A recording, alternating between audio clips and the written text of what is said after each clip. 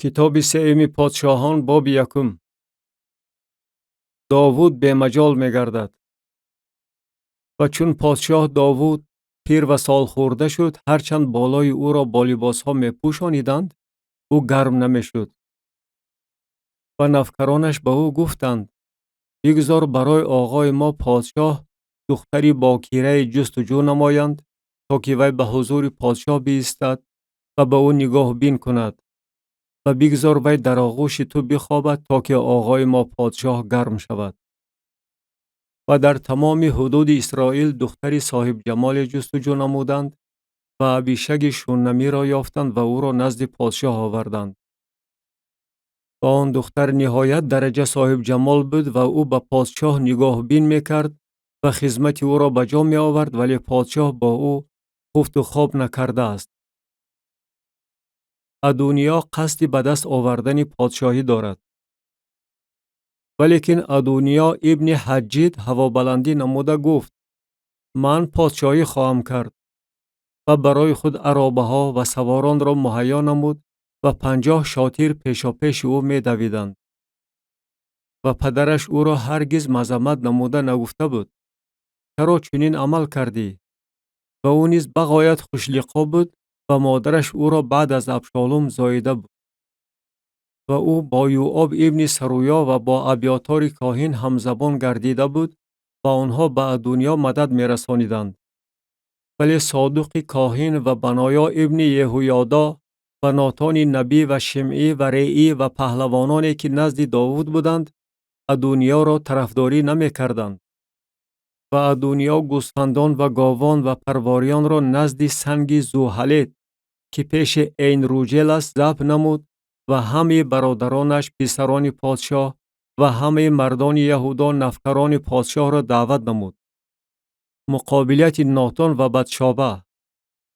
ولیکن ناتان نبی و بنایا و پهلوانان و برادرش سلیمان را دعوت نکرد.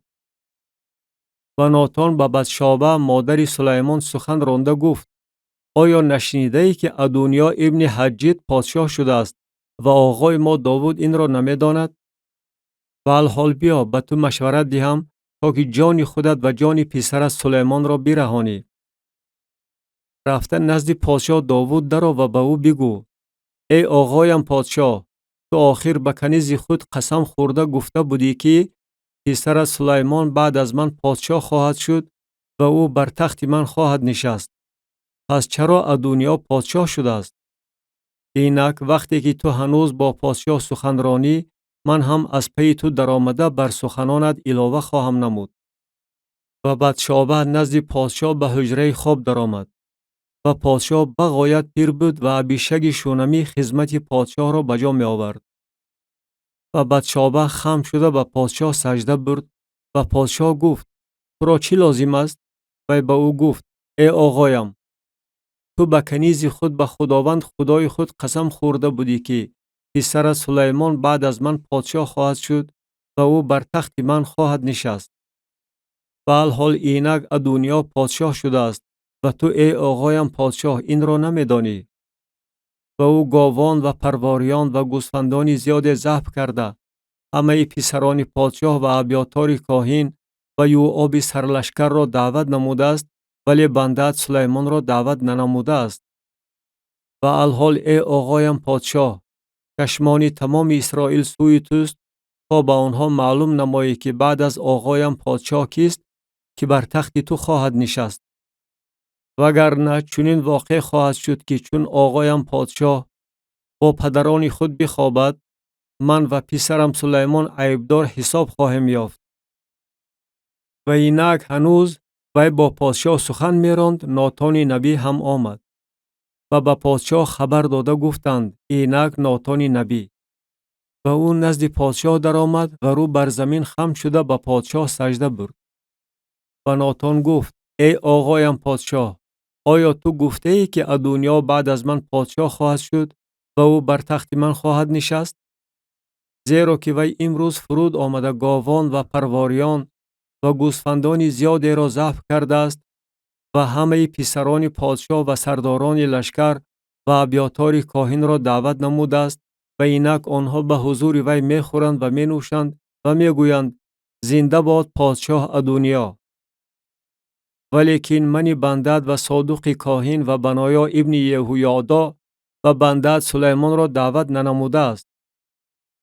اگر این کار از جانب آقایم پادشاه صادر شده باشد، پس چرا به بنده خود معلوم نکردی که بعد از آقایم پادشاه کیست که بر تخت او بنشیند؟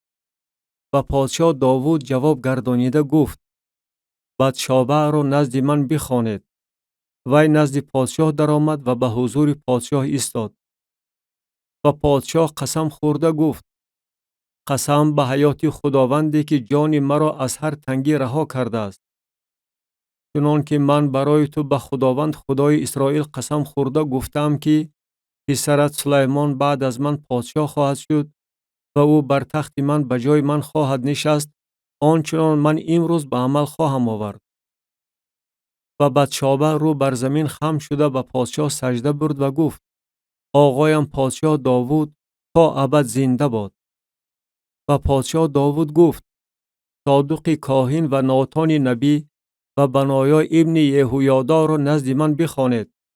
و آنها به حضور پادشاه درآمدند.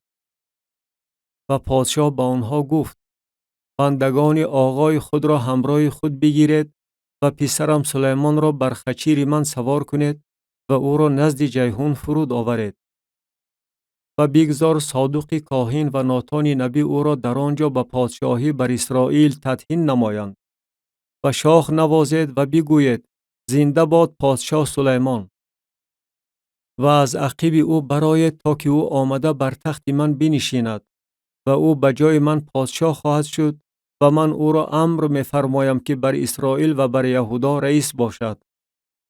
و بنایا ابن یهویادا و پادشاه جواب گردانیده گفت: آمین. بگذار خداوند خدای آقایم پادشاه چنین نیز گوید: چنان که خداوند با آقایم پادشاه بود، بگذار آنچنان با سلیمان نیز باشد و تخت او را از تخت آقایم پادشاه داوود بزرگتر گرداند. و صادق کاهن و ناتان نبی و بنایا ابن یهویادا و کریتیان و فلیتیان فرود آمده سلیمان را بر خچیر پادشاه داوود سوار کردند و او را نزد جیحون بردند. سلیمان به پادشاهی تدهین کرده شد. و صادق کاهن شاخ روغن را از خیمه گرفته سلیمان را تدهین نمود. و شاخ نواختند و تمام قوم گفتند: زنده باد پادشاه سلیمان. و تمام قوم از عقیب او برآمدند و قوم نی می نواختند و بغایت شادی می کردند و تبریک زمین از آوازشان می کفید. ادونیا به پادشاه اطاعت می نماید. و ادونیا و همه دعوت شدگانی که با او بودند، همین که از خوردن فارغ شدند این را شنیدند. و یوآب صدای شاخ را شنیده گفت: صدای شهر بری اضطراب از چه سبب است؟ هنوز او سخن می‌راند، اینک یوناتان ابن ابیاتار کاهن آمد. و ادونیا گفت: بیا که تو مرد امین هستی و مژده نیک می آوری. و یوناتان به ادونیا جواب گردانیده گفت: به هیچ وجه، زیرا آقای ما پادشاه داوود سلیمان را پادشاه گردانیده است. و پادشاه صادق کاهن و ناتان نبی و بنایا ابن یهویادا و کریتیان و فلیتیان را با او فرستاده است و او را به خچیر پادشاه سوار کردند. و صادق کاهن و ناتان نبی او را در جیحون و پادشاهی تدهین نمودند و از آنجا شادی کنان برآمدند. و شهر غلغله برداشته است، همین از صدایی که شما شنیده اید. و سلیمان نیز بر تخت پادشاهی نشسته است. و بندگان پادشاه نیز برای تبریک کردن آقای ما پادشاه داوود آمده گفتند: بگذار خدا نام سلیمان را از نام تو خوبتر سازد و تخت او را از تخت تو بزرگتر گرداند. و پادشاه بر بستر خود سجده برده است. و پادشاه نیز چنین گفته است: مبارک است خداوند خدای اسرائیل که امروز کسی را که بر تخت من می نشیند و من داده است و چشمان من این را می بیند. و همه دعوت شدگانی که نزد ادونیا بودند و هراس افتاده برخاستند و هر کس به راه خود رفت.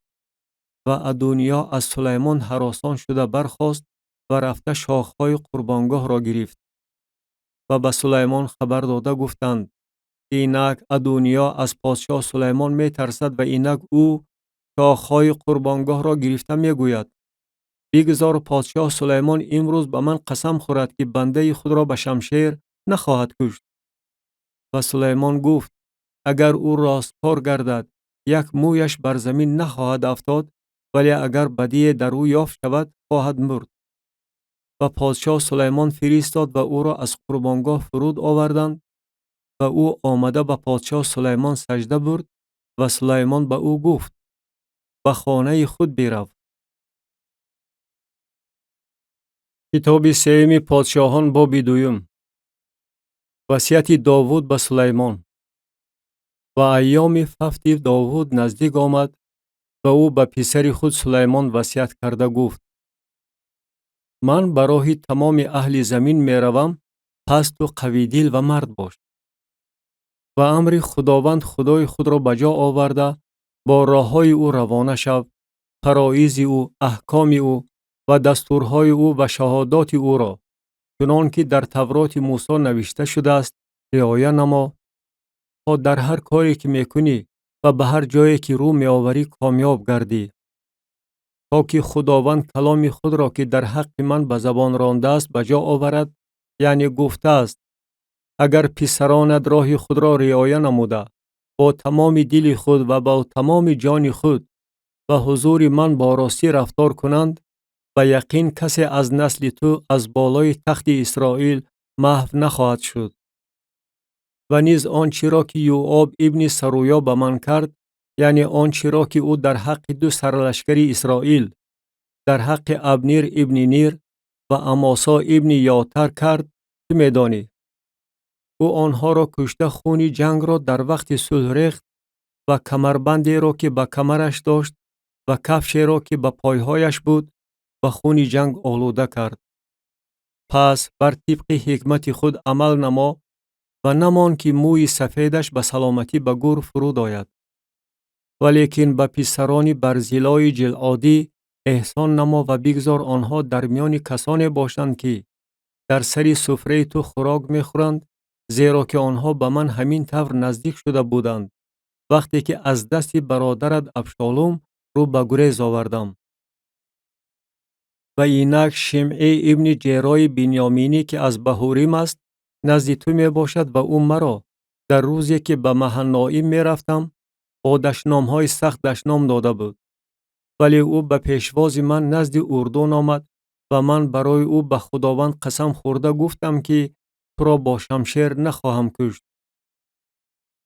و الحال تو او را بیگناه حساب نکن، زیرا که تو مردی خردمند هستی و میدانی که با او چی کاری بکنی تا که موی سفیدش را خونالود گردانیده و گور فرود آوری. ففت داوود. و داوود با پدران خود خوابید و در شهر داوود دفن کرده شد. و ایامی که داوود بر اسرائیل پادشاهی کرد 40 سال بود. در هبرون 7 سال پادشاهی کرد و در یروشلیم 33 سال پادشاهی کرد. پادشاهی سلیمان. و سلیمان بر تخت پدرش داوود نشست و سلطنت او بغایت مستحکم گردید. و ادونیا ابن حجید نزد بتشابه مادر سلیمان آمد و گفت آیا به سلامتی آمده ای؟ و او جواباً گفت به سلامتی. و او گفت و تو سخنی دارم. و گفت بگو. و او گفت تو میدانی که سلطنت به من تعلق داشت و تمام اسرائیل روی خود را سوی من نگرانیده بودند که من پادشاه شوم. ولیکن سلطنت از من روی گردانیده از آن برادرم شد، زیرا که آن از جانب خداوند نصیب او گردیده است. و الحال من التماس از تو دارم، خواهش مرا رد نکن. و به او گفت بگو. و او گفت لطفاً به پادشاه سلیمان بگو، زیرا او خواهش تو را رد نخواهد کرد که ابیشگ شونمی را به من به زنی بدهد. و بتشابه گفت خوب شده است، من در باره تو به پادشاه سخن خواهم گفت. و بتشابه نزد پادشاه سلیمان آمد تا که به او در باره ادونیا سخن گوید. و پادشاه به پیشواز وی برخاسته به وی سجده برد و بر تخت خود نشست. برای مادر پادشاه نیز تختی گذاشتند و وی از طرف راست او نشست و گفت: یک التماسی خورده من از تو دارم، خواهش مرا رد نکن. و پادشاه به وی گفت: بگو ای مادرم، زیرا که من خواهش تو را رد نخواهم کرد. وی گفت: اذن بده که ابیشگ شونمی را به برادرت ادونیا به زنی بدهند. و پادشاه سلیمان به مادرش جواب گردانیده گفت: چرا تو ابیشگ شونمی را برای ادونیا التماس میکنی؟ پس سلطنت را نیز برای وی التماس کن که وی برادری کلانی من است، هم برای وی، هم برای ابیاتار کاهن و هم برای یوآب ابن سرویا. و پادشاه سلیمان به خداوند قسم خورده گفت: خدا به من چنین و زیاده از این بکند اگر ادونیا این سخن را به ضرر جان خود نگفته باشد. و الحال قسم به حیات خداوندی که مرا مستحکم نموده و بر تخت پدرم داوود شینانیده و خانه برای من چنان که گفته بود برپا کرده است، خود امروز ادونیا باید بمیرد. و پادشاه سلیمان بنایا ابن یهویادا را فرستاد که وی او را ضربه زد و او مرد. ابیاتار از کهانت محروم گردید. و پادشاه به ابیاتار کاهن گفت: به کشزار خود به عناتوت برو، زیرا تو سزاوار قتل هستی، ولی امروز تو را نخواهم کشت، چون که تو صندوق خداوند پروردگار را به حضور پدرم داوود برداشته ای و در همه اذیت‌های پدرم اذیت کشیده ای. و سلیمان ابیاتار را از کهانت خداوند بدر راند تا کلام خداوند را که در حق خاندان ایلی در شیلو گفته بود به عمل آورد. گریختن یوآب و تفت او. آوازه این به گوش یوآب رسید، در صورتی که یوآب به طرف ادونیا مائل شده بود، ولی به طرف ابشالوم مائل نشده بود. و یوآب به خیمه خداوند گریخته شاخهای قربانگاه را گرفت. و به پادشاه سلیمان خبر رسانیدند که یوآب به خیمه خداوند گریخته است و اینک نزد قربانگاه می باشد. و سلیمان بنایا ابن یهویادا را فرستاده گفت: رفته او را ضربه زن. و بنایا نزد خیمه خداوند آمده به او گفت: پادشاه چنین گفت: برو. و او گفت: نه، بلکه در اینجا می خواهم بمیرم. و بنایا به پادشاه خبر رسانیده گفت: یوآب چنین سخن راند و به من چنین جواب داد. و پادشاه به وی گفت: از روی گفته او عمل نما و او را ضربه زده دفن کن و خون ناحقی را که یوآب ریخته بود از من و از خاندان پدرم دور ساز. و بگذار خداوند خون او را بر سر خود او برگرداند، برای آنکه او به دو شخصی که از او عادلتر و نیکوتر بودند ضربه رسانیده آنها را با شمشیر کشت و پدرم داوود از این بیخبر بود، یعنی ابنیر ابن نیر را که سرلشکر اسرائیل بود و اماسا ابن یاتر را که سرلشکر یهودا بود. و بگذار خون آنها بر سر یوآب و بر سر نسل او به صورت ابدی برگردد، ولی برای داوود و نسلش و خاندانش و تختش آسایشتگی از جانب خداوند تا ابد باشد. و بنایا ابن یهویادا برآمده او را ضربه زد و او را کشت و او در خانه‌اش که در بیابان بود دفن کرده شد. بنایا سرلشکر، صادوق، کاهن.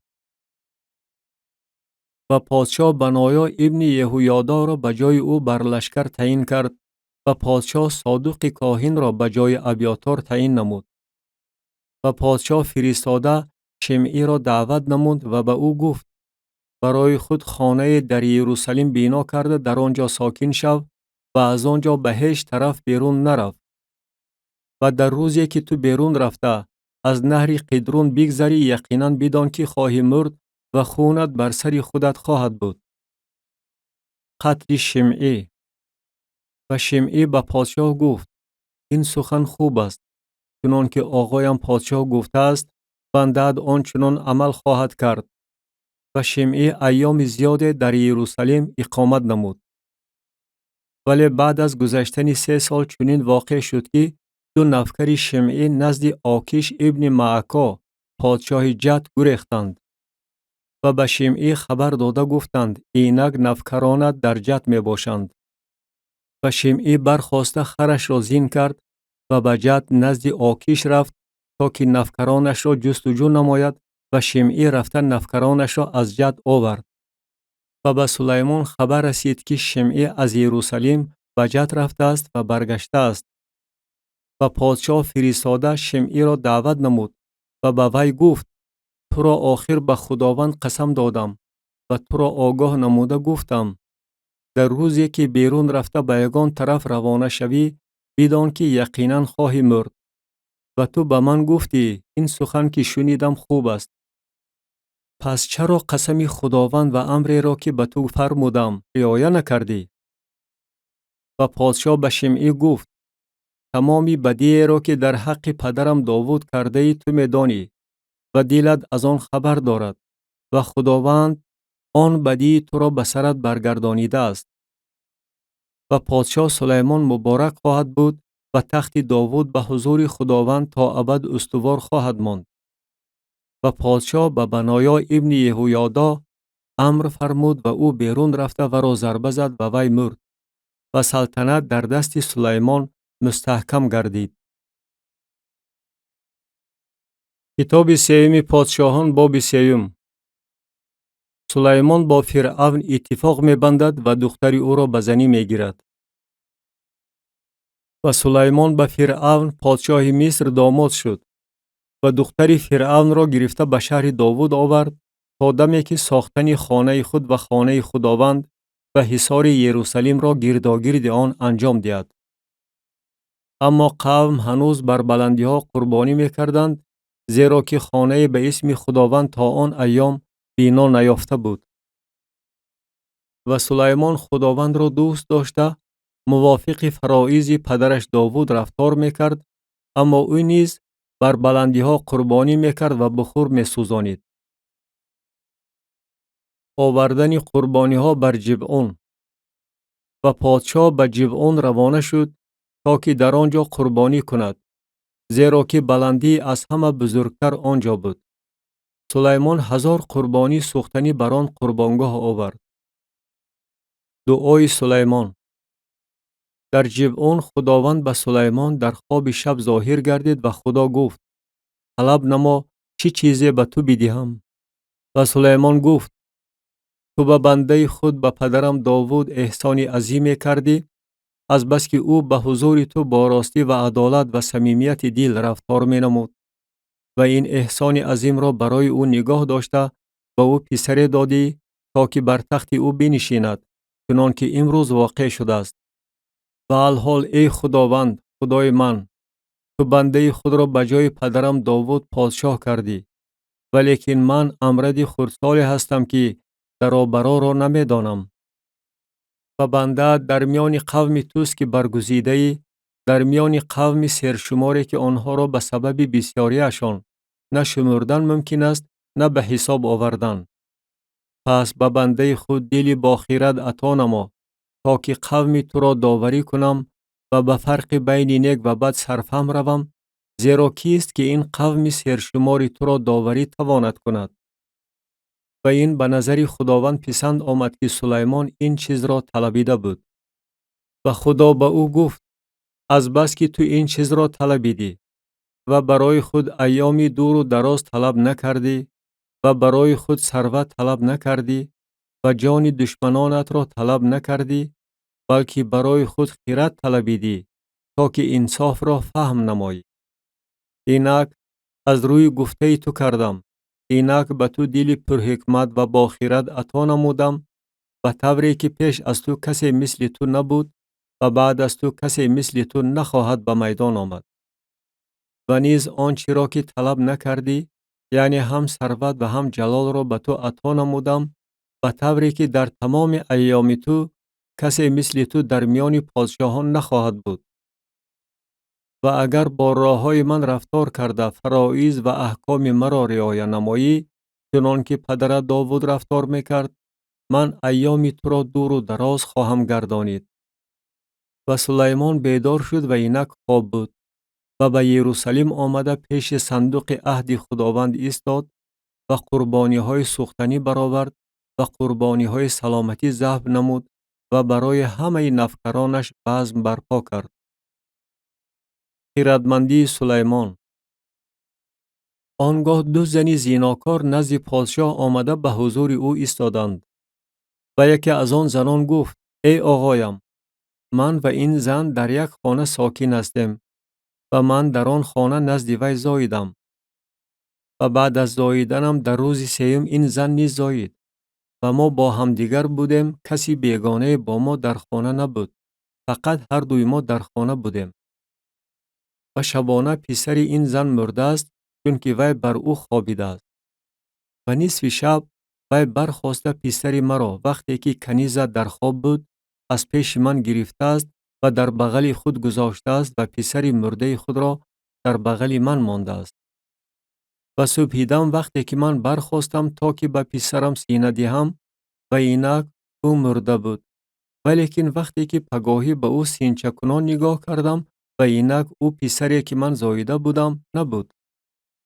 و زنی دیگر گفت: نه، بلکه بچه زنده پسر من و بچه مرده پسر توست. و آن زن گفت: نه، بلکه بچه مرده پسر تو و بچه زنده پسر من است.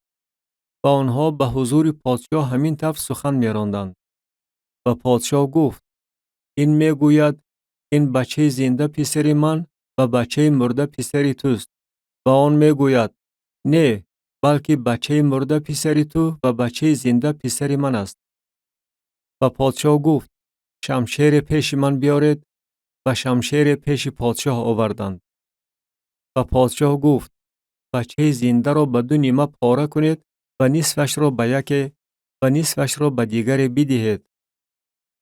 و زنی که بچه زنده پسرش بود به پادشاه سخن راند، زیرا که به پسرش رحمش آمد و گفت: ای آقایم، این بچه زنده را به وی بدهید و به هیچ وجه او را نکشید. ولیکن زنی دیگر گفت: بگذار نه از آن من باشد و نه از آن تو، پاره کنید.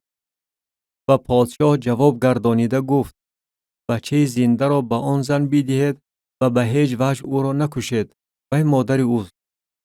و تمام اسرائیل داوریه را که پادشاه به عمل آورده بود شنیدند و از پادشاه ترسیدند، زیرا دیدند که خردمندی الهی برای داوری کردن اندرون اوست. کتاب سیمی پادشاهان باب 4. سروران اسرائیل که نزد سلیمان بودند. و پادشاه سلیمان بر تمام اسرائیل پادشاه بود. و سرورانی که نزد او بودند اینهایند: عزریا ابن صادوق کاهن، الیهورف و احیات پسران شیشا، کاتبان یهوشافات ابن اهیلود و قای نویس، و بنایا ابن یهویادا سرلشکر، و صادوق و ابیاتار کاهنان، و عزریا ابن ناتان سردار والیان، و زابود ابن ناتان کاهن دوست پادشاه، و احیاشار ناظر خانه، و ادونیرام ابن عبدا سردار باج و خراج. و سلیمان 12 والی بر تمام اسرائیل داشت و آنها پادشاه و خاندانش را با خوراکواری تأمین می کردند. هر یکی می بایست سال یک بار با خوراکواری تأمین می کرد. و این است نامهای آنها: ابن حور بر کوه افرایم، ابن داقر در ماقص و شعلبیم و بیت شمش و ایلون بیت حانان، ابن حاسد در اروبوت، توکوه و تمام زمین حافر به او تعلق داشت. ابن امیناداب در تمام نافت دور، تافت بنت سلیمان زوجه او بود. و انا ابن اهیلود در تعناک و مجیدو و تمام بیت شعان که در نزدیکی سارتنا پایانتری اسرائیل است، از بیت شعان تا آبیل محولا تا آن طرفی یاقم آم. ابن جابر در رامو جلعاد، دهات یائیر ابن منشه که در جلعاد است و ناحیه ارجوب که در باشان است به او تعلق داشت. یعنی 60 شهری کلان و حصاردار با غلقه های میسین. اهیناداب ابن ایدو در مهنائیم، اهیمعز در نفتالی.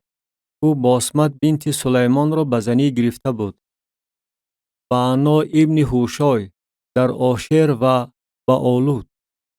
یهوشافات ابن فاروعه در ایساکار. شمعی ابن ایلا در بنیامین. جابر ابن اوری در زمین جلعاد که زمین سیحون پادشاه اموریان و اوج پادشاه باشان بود و او به تنهایی والی در آن زمین بود. یهودا و اسرائیل که مثل ریگ کنار دریا سرشمار بودند، می خوردند و می نوشیدند و خرسندی می کردند. و سلیمان در تمام مملکتها از نهر فرات تا زمین فلیشتیان، یعنی تا سرحد مصر سلطنت می راند. آنها هدیه ها آورده به سلیمان تمام ایام حیات او خدمت می کردند. و خوراکواری سلیمان برای هر روز به مقدار زیرین بود: 30 کور گولی آرد گندم و 60 کور آرد درشت، 10 گاو پرواری و 20 گاو از چراگاه و 100 گوسفند بغیر از غزالها و آهوها و گوزنها و مرغهای فربه.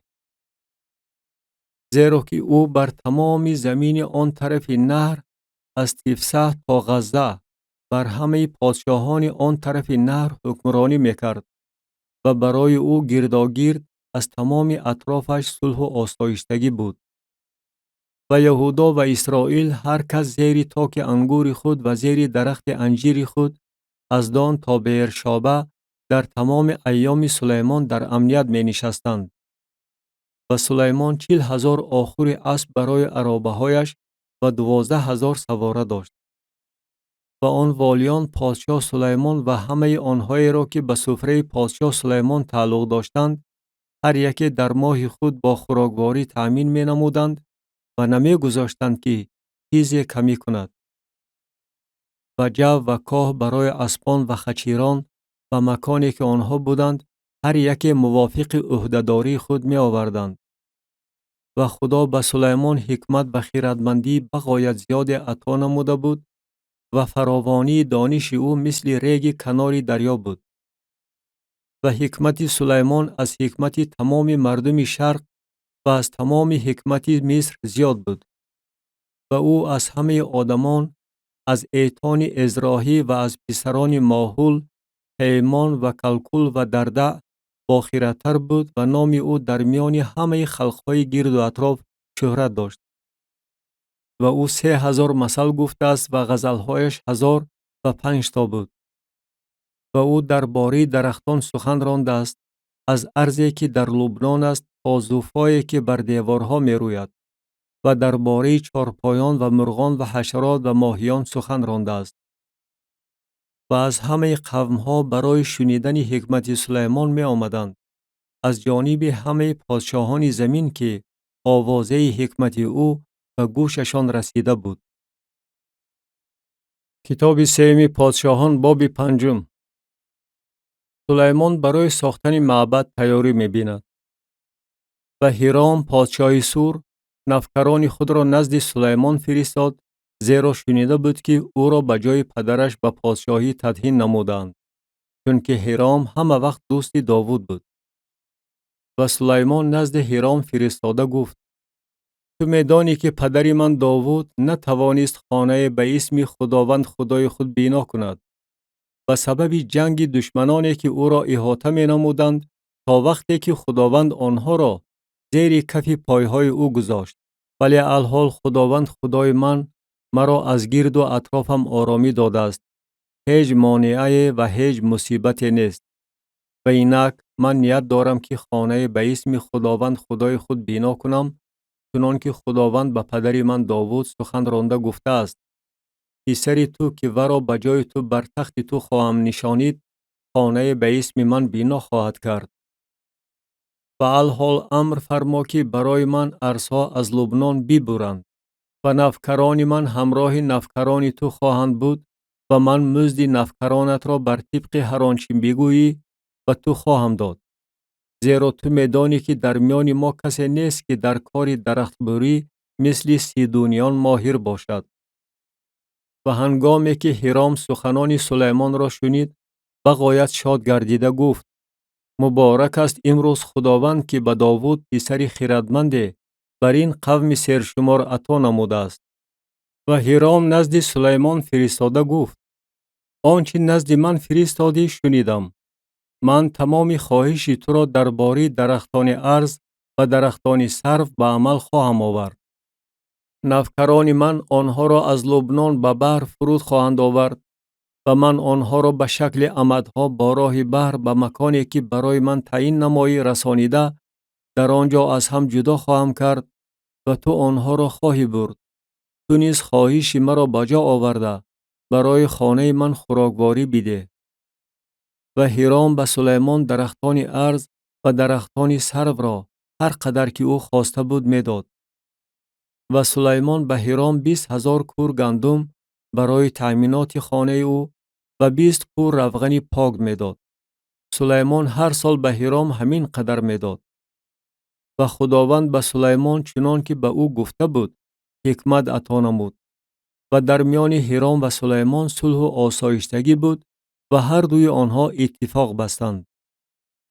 و پادشاه سلیمان بر تمام اسرائیل عهدهداری مقرر نمود و این عهدهداری از 30,000 آدم عبارت بود.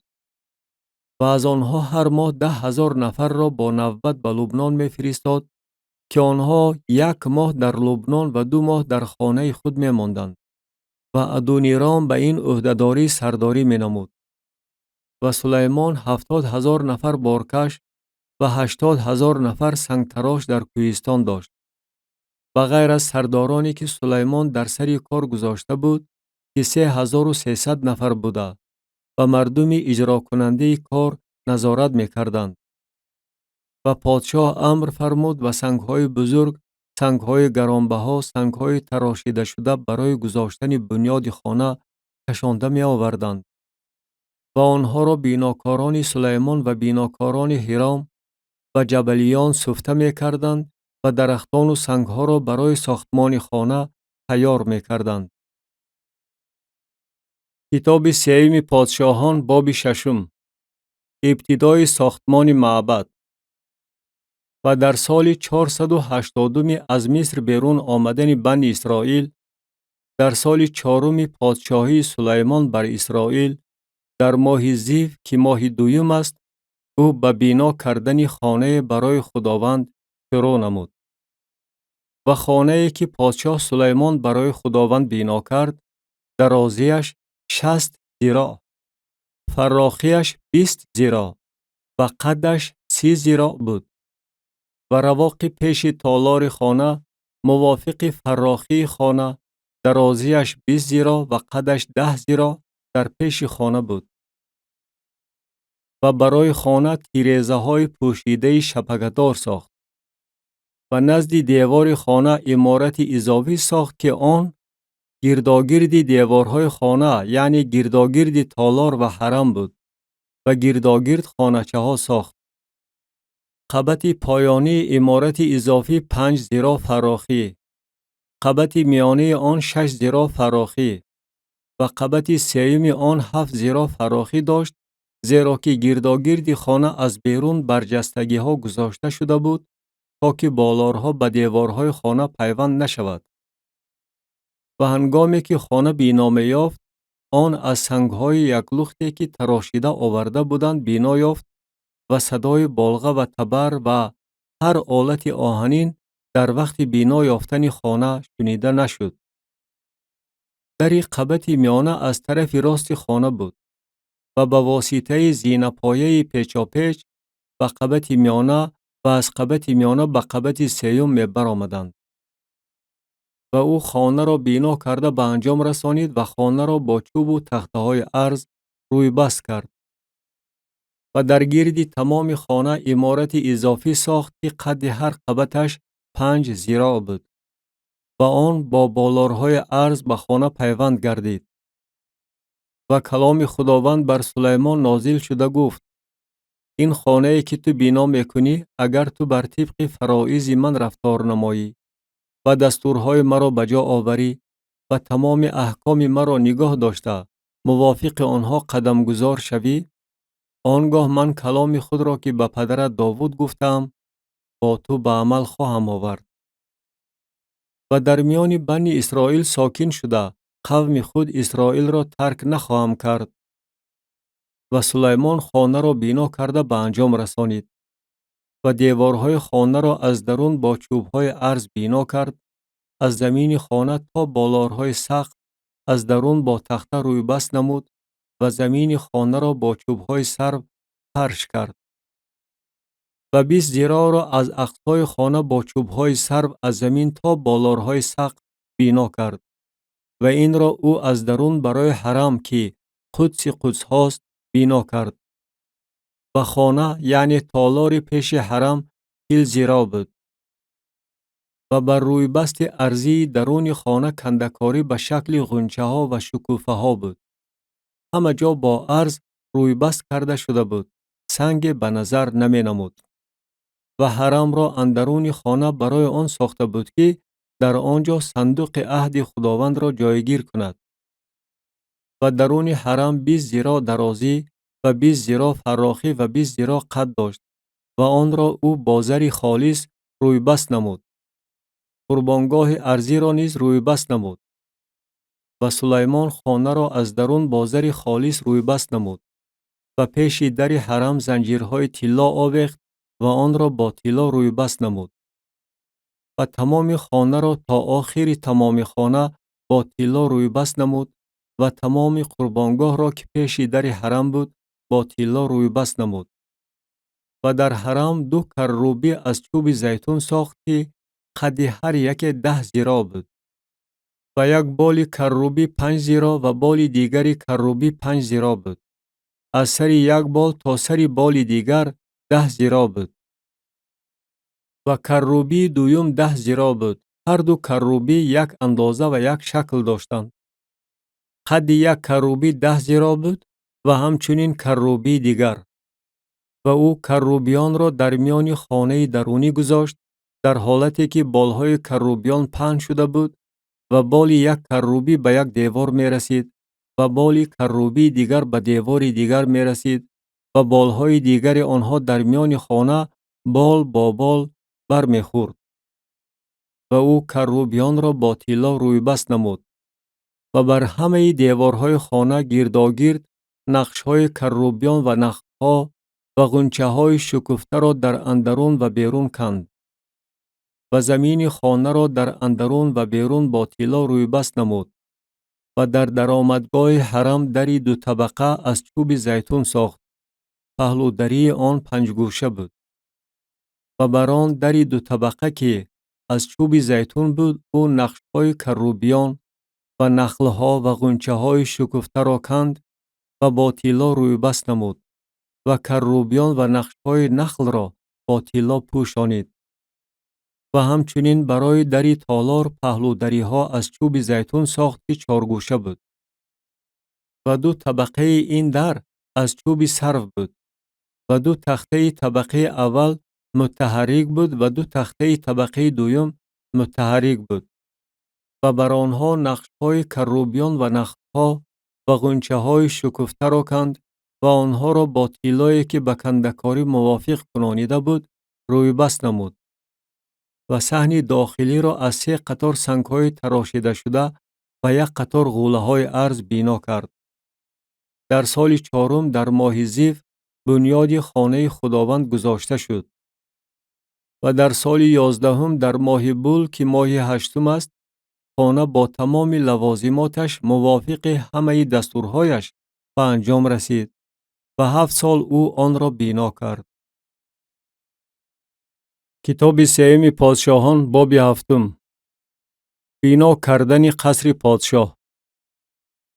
ولیکن خانه خود را سلیمان 13 سال بنا کرد و تمام خانه خود را به انجام رسانید.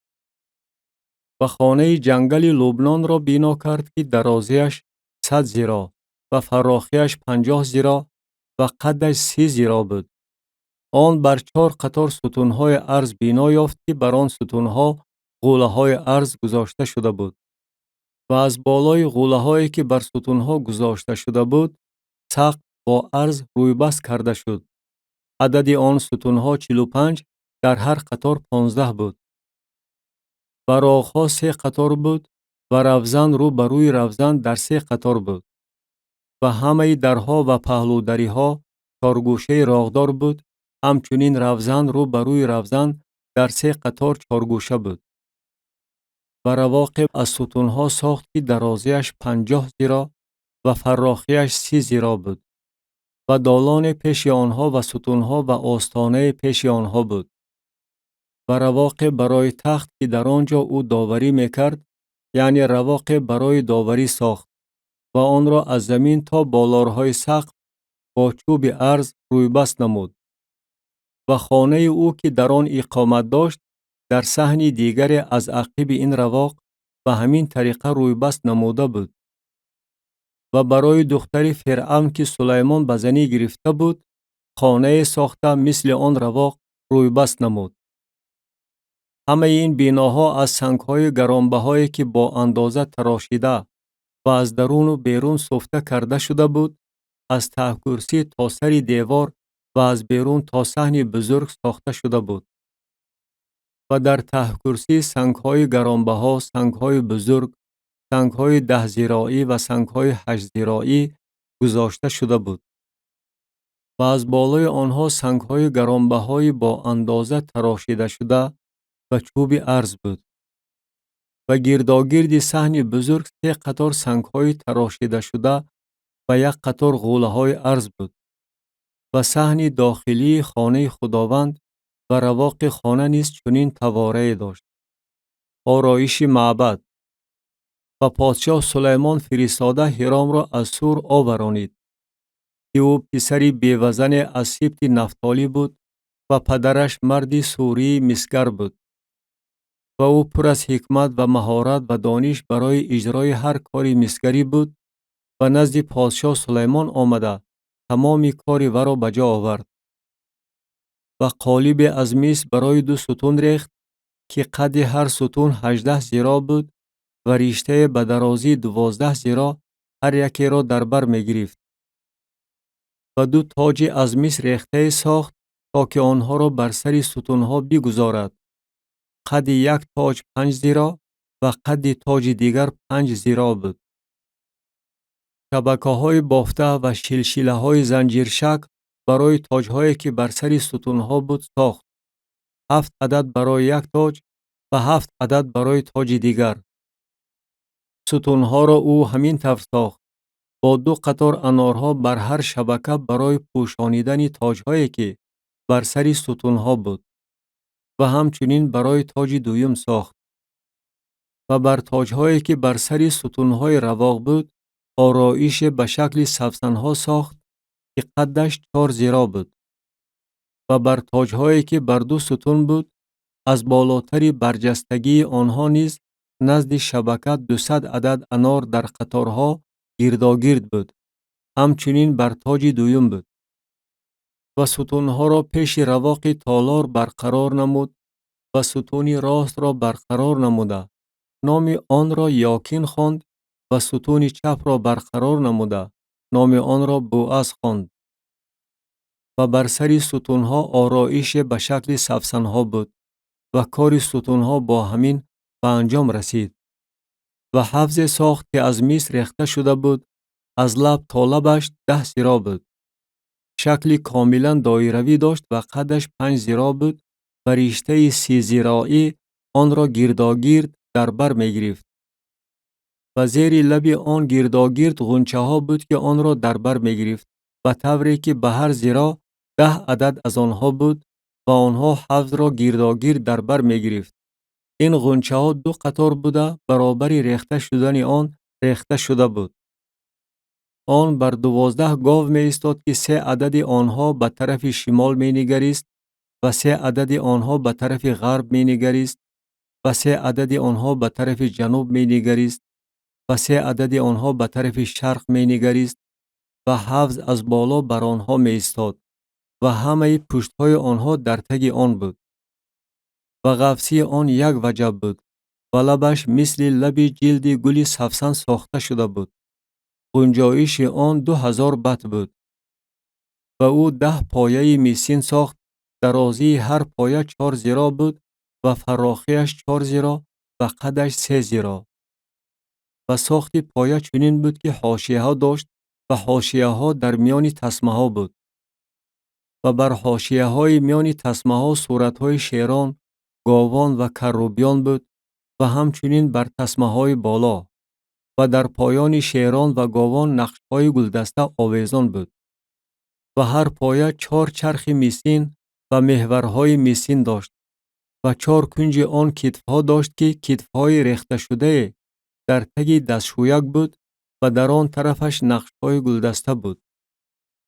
و دهنش در میان تاج و بالای آن 1 ذراع بود و دهنش شکل دایروی داشته چون ته کرسی خدمت میکرد و 1.5 ذراع بود و بر دهنش نیز نقش و نگار بود و نقش‌های آنها 4 گوشه بوده، نه دایره شکل. و 4 چرخ در تگ حاشیه ها بود و محورهای چرخها در پایه بود و قد هر چرخ 1.5 ذراع بود. و ساخت چرخها مثل ساخت چرخهای عرابه بود. محورهاشان و چنبرکهاشان و پرهاشان و گوبچکهاشان همش ریخته شده بود. و 4 کتف بر 4 گوشه هر پایه بود و کتفهای پایه از خودش بود. و بر سری پایه لندگی دایره شکل بود که قدش 0.5 ذراع بود. و بر سری پایه دستکهایش و حاشیه‌هایش از خودش بود. و بر لوحه‌هایش و دستکهایش و حاشیه‌هایش موافق سطح خالی هر یک نقش‌های کروبیان، شیران و نخل‌ها را به وجود آورد و گرداگرد آنها نقش‌های گلدسته بود.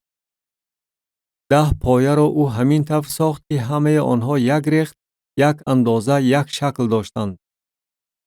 و 10 دستشویک میسین ساخت. گنجایش هر دستشویک 40 بط بود.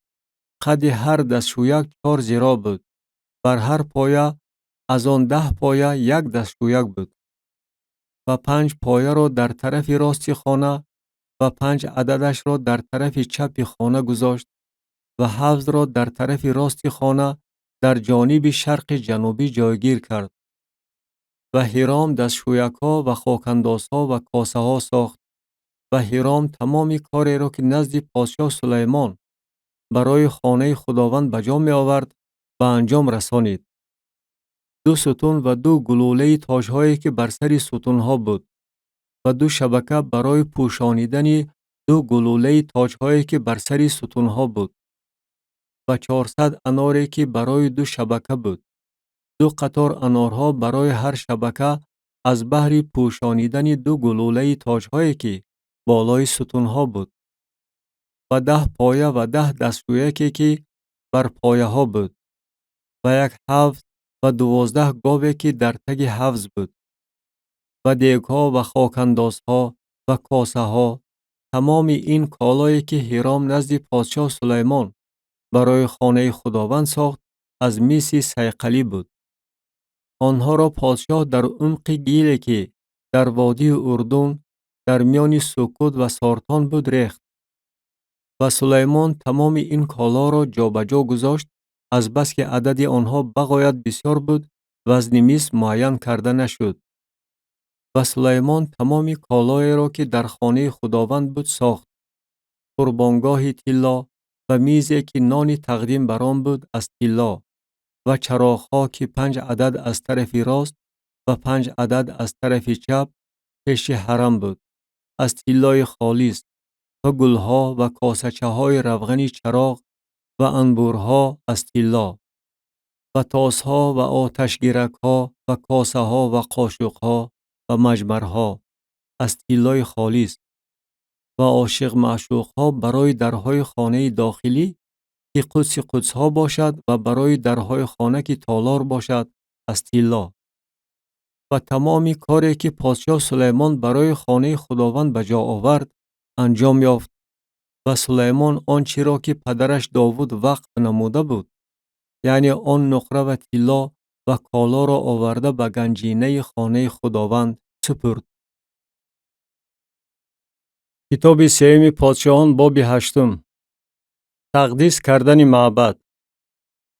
آنگاه سلیمان پیران اسرائیل، همه سرداران سبطها، رئیسان خانواده های بنی اسرائیل را نزد پادشاه سلیمان در یروشلیم جمع کرد تا که صندوق عهد خداوند را از شهر داوود که سیان باشد برآورند.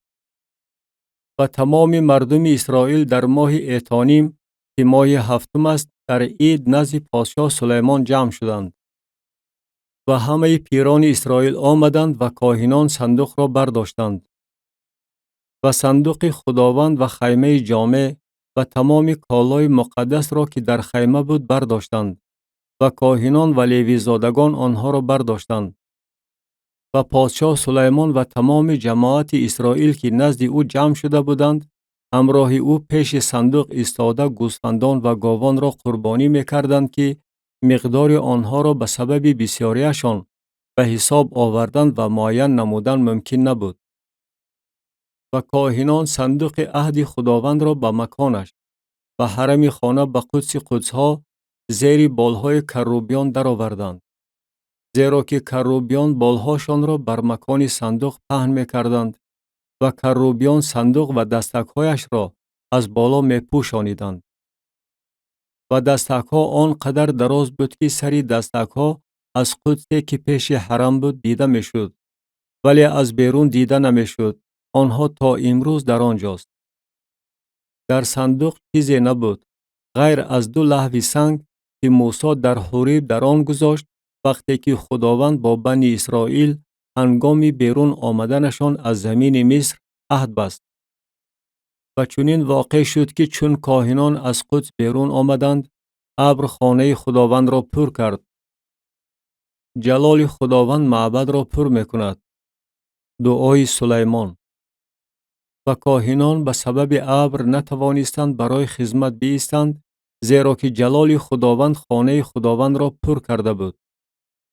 آنگاه سلیمان گفت خداوند گفته است که در میغ ساکن می شود.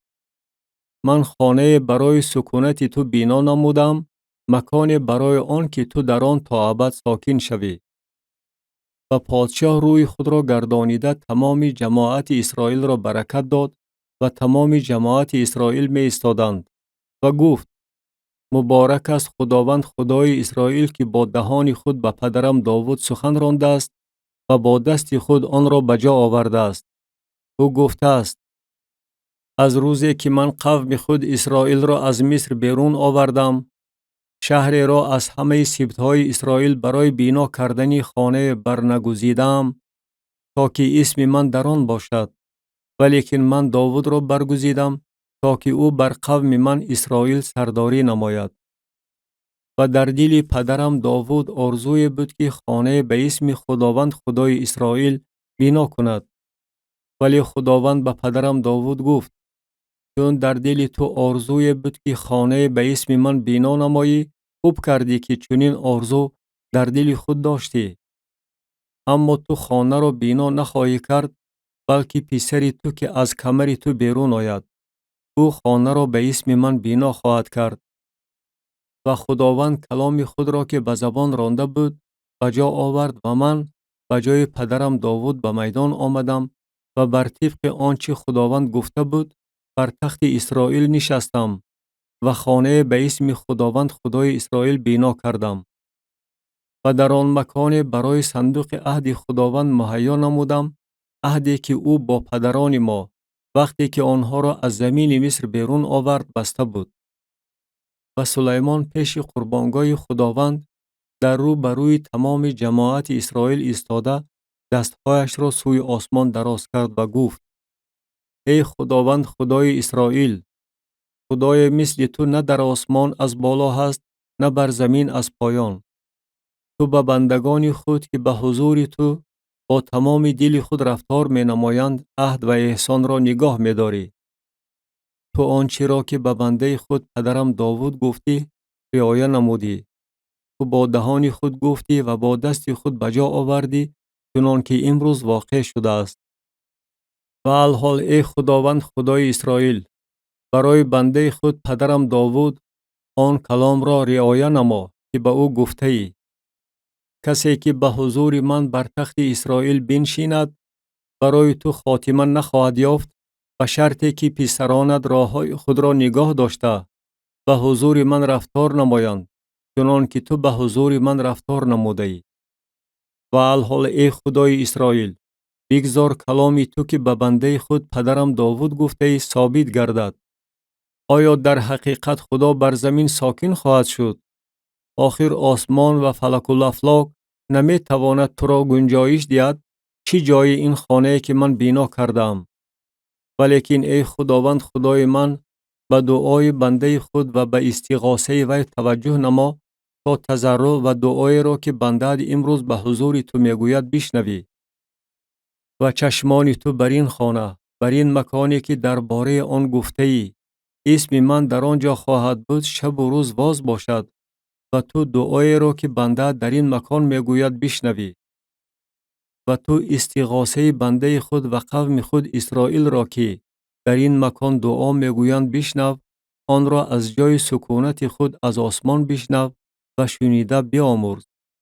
هنگامی که کسی نسبت به یار خود گناه کرده به قسم خوردن مجبور شود و آمده پیش قربانگاه تو در این خانه قسم خورد، آنگاه تو از آسمان بشنو و بر بندگان داوری نما تا که شریر را عیبدار کرده رفتارش را به سرش برگردانی و عادل را سفید کرده بر طبق عدالتش به وی پاداش دهی. هنگامی که قوم تو اسرائیل برای گناهی که به حضور تو به عمل آورده باشند پیش دشمن مغلوب شوند و سوی تو رجوع نموده و اسم تو را حمد و ثنا خوانده پیش تو در این خانه دعا گویند و استغاثه کنند، آنگاه تو از آسمان بشنو و گناه قوم خود اسرائیل را بیامرز و آنها را به زمینی که به پدرانشان داده برگردان. هنگامی که آسمان بسته شود و برای گناهی که به حضور تو به عمل آورده باشند باران نبارد و در این مکان دعا گفته و اسم تو را حمد و ثنا خوانده از گناه خود توبه کنند چون که تو آنها را فرو نشانده ای، آنگاه تو از آسمان بشنو و گناه بندگان خود و قوم خود اسرائیل را آمرزیده راه نیکو را که با آن باید بروند به آنها نشان بده و بر زمین خود که آن را به قوم خود برای میراث داده ای باران بفرست. اگر در زمین قحطی روی دهد، اگر وبا آید، اگر باد سموم، خشکسالی، ملخ یا کرمک پیدا شود، اگر دشمنانشان آنها را در شهرهای زمینشان به تنگ آورند، اگر یگان مصیبت یا یگان بیماری واقع شود، آنگاه هر دعا و هر استغاثه را که از جانب هر آدم یا از جانب تمام قوم تو اسرائیل گفته می شود، وقتی که هر یک از آنها مصیبت دل خود را می دانند و دستهای خود را سوی این خانه دراز می کنند، تو از آسمان که مکانی سکونت توست بشنو و بیامرز و عمل نموده و هر کس که دل ورا میدانی بر طبق تمام رفتارش پاداش بده، زیرا که تنها تو داننده دلهای تمام بنی آدم هستی، تا که آنها تمام ایام خود از تو هراسان باشند، تمام ایامی که آنها بر روی زمینی که تو به پدران ما داده زندگی میکنند و همچنین اجنبی را که از قوم تو اسرائیل نباشد ولی به خاطر اسم تو از زمین دوردست آمده باشد، زیرا که آنها نیز آوازه اسم بزرگ تو و دست قوی تو و بازوی طولانی تو را خواهند شنید و هنگامی که وی آمده در این خانه دعا گوید، تو از آسمان که مکانی سکونت توست بشنو و هر آنچه را که اجنبی سوی تو خوانده درخواست نماید به عمل آور، تا که همه قوم‌های زمین اسم تو را بشناسند و از تو مثل قوم تو اسرائیل هراسان باشند و بدانند که اسم تو بر این خانه که من بنا کردم خوانده شده است. هنگامی که قوم تو به جنگ ضد دشمن خود با راهی که تو آنها را فرستاده بیرون آیند و به شهری که تو برگزیده ای و به خانه‌ای که من به اسم تو بنا کردم رجوع نموده سوی خداوند دعا گویند، آنگاه تو از آسمان دعا و استغاثه آنها را بشنو و درخواست آنها را به جا آور. هنگامی که آنها پیش تو گناه کنند، زیرا کسی نیست که گناه نکند و تو بر آنها غضب کرده آنها را به دشمن تسلیم نمایی و اسیر کنندگانشان آنها را به زمین دشمن، خواه نزدیک باشد خواه دور، ببرند و هنگامی که آنها در زمینی که آنجا اسیر باشند به خود آمده توبه کنند و در زمین اسیر کنندگان خود سوی تو استغاثه نموده گویند: ما گناه کرده و عاصی شده رفتاری شریرانه کردیم. و هنگامی که آنها در زمین دشمنانشان که آنها را به اسیری بردند با تمام دل خود و با تمام جان خود سوی تو برگردند و به زمینی که تو به پدرانشان داده ای و شهری که تو برگزیده ای و به خانه‌ای که من به اسم تو بنا کردم رجوع نموده سوی تو دعا گویند، آنگاه تو از آسمان که مکان سکونت توست دعا و استغاثه آنها را بشنو و درخواست آنها را به جا آور و قوم خود را که پیش تو گناه کردند عفو نما و همه معصیت‌های آنها را که پیش تو به عمل آوردند بیامرز و نسبت به آنها در دل اسیر کنندگانشان ترحم به وجود آور تا که به آنها رحم کنند. زیرا که آنها قوم تو و میراث تو هستند که آنها را از مصر از درون کوره آهن بیرون آورده ای تا که چشمان تو به استغاثه بنده تو و به استغاثه قوم تو اسرائیل واز باشد و تو آنها را هر وقتی که سوی تو بخوانند بشنوی. زیرا که تو آنها را از میان همه قوم‌های زمین برای خود همچون میراث جدا کرده ای، چنان که به واسطه بنده‌ات موسی سخن راندی وقتی که تو ای خداوند خدا پدران ما را از مصر بیرون آوردی. سلیمان قوم را برکت می دهد. و چون سلیمان گفتن تمام این دعا و استغاثه را نزد خداوند به انجام رسانید، از پیش قربانگاه خداوند از آن حالتی که زانو زده و دستهایش را سوی آسمان دراز کرده بود برخاست و ایستاده تمام جماعت اسرائیل را با آواز بلند برکت داد و گفت: مبارک است خداوند که به قوم خود اسرائیل موافق هر کلام خود آرامی بخشیده است. از تمام کلام نیکی که او به واسطه بنده خود موسی گفته بود یک سخن هم ضایع نرفته است. بگذار خداوند خدای ما با ما باشد چنان که با پدران ما بود.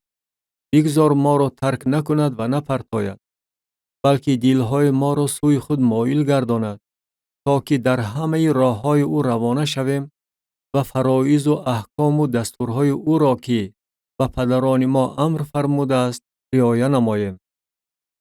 و بگذار این سخنانم که با آنها به حضور خداوند استغاثه نمودم روز و شب به خداوند خدای ما نزدیک باشد تا که او درخواست بنده خود و درخواست قوم خود اسرائیل را روز به روز به جا آورد، تا همه قوم‌های زمین بدانند که خداوند خداست و دیگری نیست.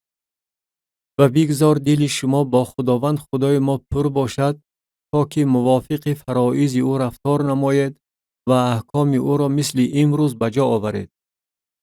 و پادشاه و تمام اسرائیل همراه او برای خداوند قربانی کردند. و سلیمان همچون قربانی سلامتی که برای خداوند آورده بود 22,000 گاو و 120,000 گوسفند ذبح نمود. و پادشاه و تمام بنی اسرائیل خانه خداوند را تقدیس کردند.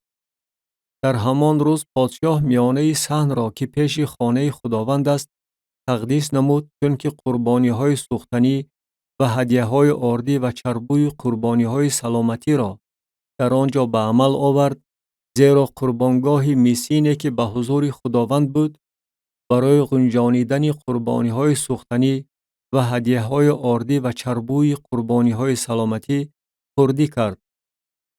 و سلیمان در آن وقت دید کرد و تمام اسرائیل همراه او بودند که این جماعت بزرگ از درآمدگاه حمات تا وادی مصر 7 روز و 7 روز جمع 14 روز به حضور خداوند خدای ما بودند.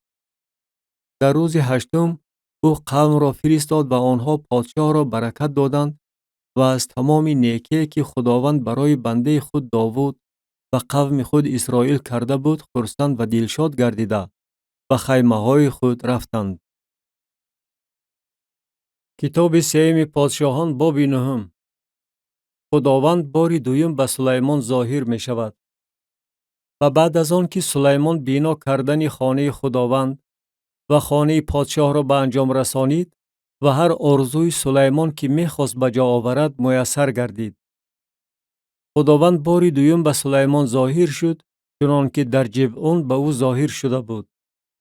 و خداوند به او گفت: دعای تو و استغاثه تو را که به حضور من کردی شنیدم و این خانه را که تو ساختی تا که اسم من تا ابد بر آن خوانده شود تقدیس نمودم و چشمان من و دل من تمام ایام در آن خواهد بود.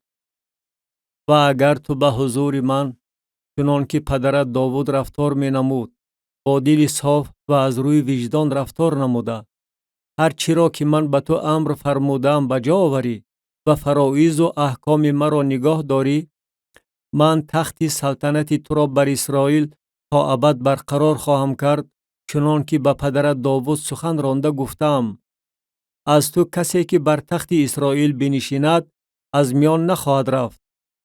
اما اگر شما و پسران شما از پیروی من روی گردانیده احکام و فرایضی را که به شما دادم رعایت نکنید و رفته خدایان دیگر را عبادت نمایید و به آنها سجده برید، من اسرائیل را از روی زمینی که به آنها دادم محو خواهم کرد و خانه را که به اسم خود تقدیس نمودم از حضور خود دور خواهم انداخت و اسرائیل در میان همه قومها ضرب المثل و خندخریش خواهد شد.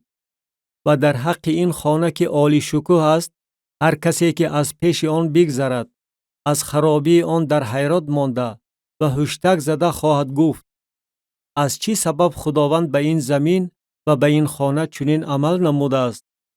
و خواهد گفت: از آن سبب که آنها خداوند خدای خود را که پدرانشان را از زمین مصر بیرون آورده بود ترک کردند و به خدایان دیگر چسبیده آنها را سجده و عبادت نمودند. بنابراین خداوند تمام این مصیبت را به سر آنها آورده است. جلال و حکمت سلیمان. و بعد از گذشتن 20 سال که در این مدت سلیمان 2 خانه را، خانه خداوند و خانه پادشاه را بنا کرد و هیرام پادشاه سور سلیمان را با چوب درختان ارز و درختان سرو و با طلا موافق دلخواه او تأمین نمود.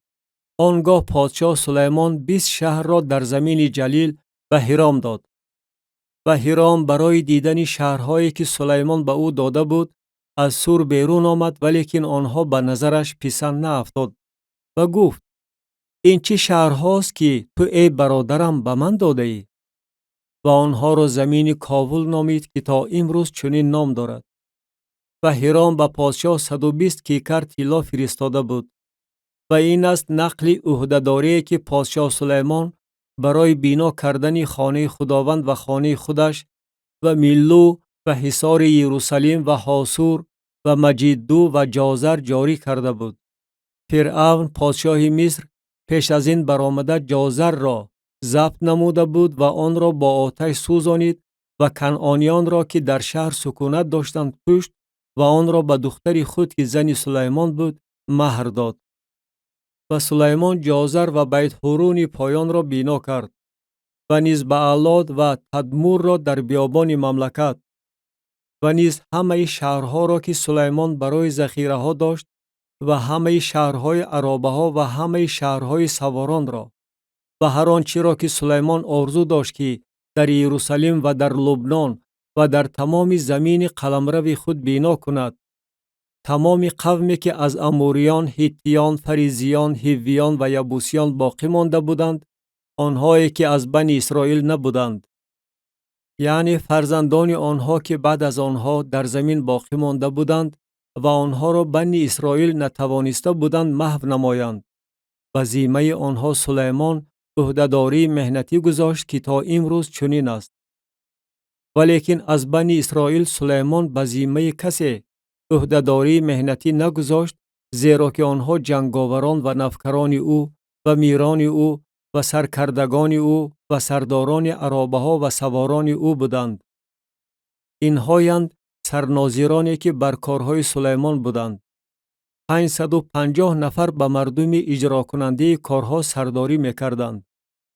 همین که دختر فرعون از شهر داوود به خانه خود که آن را او برای وی بینا کرده بود گذشت، آنگاه او میلو را بینا نمود. و سلیمان هر سال 3 دفعه قربانی های سوختنی و قربانی های سلامتی بر قربانگاهی که برای خداوند بینا کرده بود می برآورد و بر مذبحی که پیش خداوند بود بخور می سوزانید و عبادت خانه را با همین مکمل نمود. و پادشاه سلیمان در اسیون جابر که در ایلوت بر ساحل بحر قلزم در زمین ادوم است کشتی ها ساخت. و هیرام نفکران خود را که ملاح بوده دریاگردی را می دانستند در کشتی ها همراه نفکران سلیمان فرستاد و آنها به اوفیر رفتند و از آنجا 420 کیکر طلا گرفته و پادشاه سلیمان آوردند. کتاب سیمی پادشاهان باب 10. سلیمان و ملکه سبا. و ملکه سبا آوازه سلیمان را آید به اسم خداوند شنیده آمد تا که او را با معماها امتحان کند. و با اهل رکاب زیادی به یروشلیم آمد که بر شتران آنها عطریات و طلای بغایت زیاد و سنگهای گرانبها بار کرده شده بود. و نزد سلیمان آمده با او از هر چی در دلش بود گفتگو کرد. و سلیمان همه سخنان او را به وی بیان نمود و چیزی از پادشاه پوشیده نماند که به وی بیان نکرده باشد. و چون ملکه سبا تمام حکمت سلیمان را دید و نیز خانه را که او بینا کرده بود و طعامهای سفره او را و شین و خیز نفکران او را و رفتار خدمتگاران او را و لباسهای آنها را و ساقیان او را و حشمتی را که او با آن به خانه خداوند می برآمد و تماما مات و مبهوت گردید. و به پادشاه گفت آن سخنی که من در کشور خود درباره کارها و حکمت تو شنیدم راست بوده است.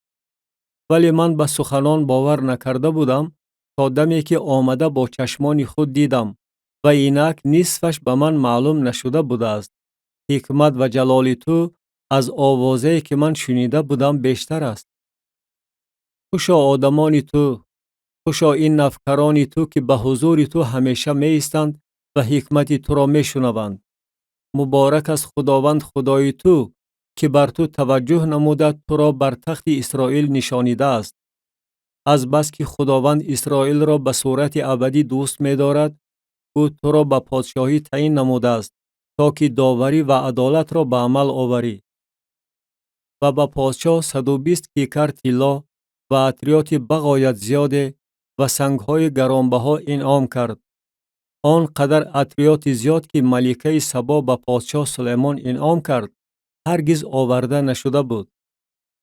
و کشتی‌های هیرام نیز که طلا از اوفیر آورده بودند بغایت بسیار چوب صندل و سنگهای گرانبها آوردند. و پادشاه از این چوب صندل نرده‌ها برای خانه خداوند و خانه پادشاه و بربطها و عودها برای مغنیان ساخت. این قدر چوب صندل هرگز آورده و دیده نشده بود. و پادشاه سلیمان به ملکه سبا هر چیزی دلخواه او را که طلبیده بود داد. و ضمن آنچه به وی از روی همت پادشاه سلیمان انعام کرده بود. و وی با نفکرانش رو به جانب کشور خود نهاده روانه شد. درآمدها و شکوه دربار سلیمان.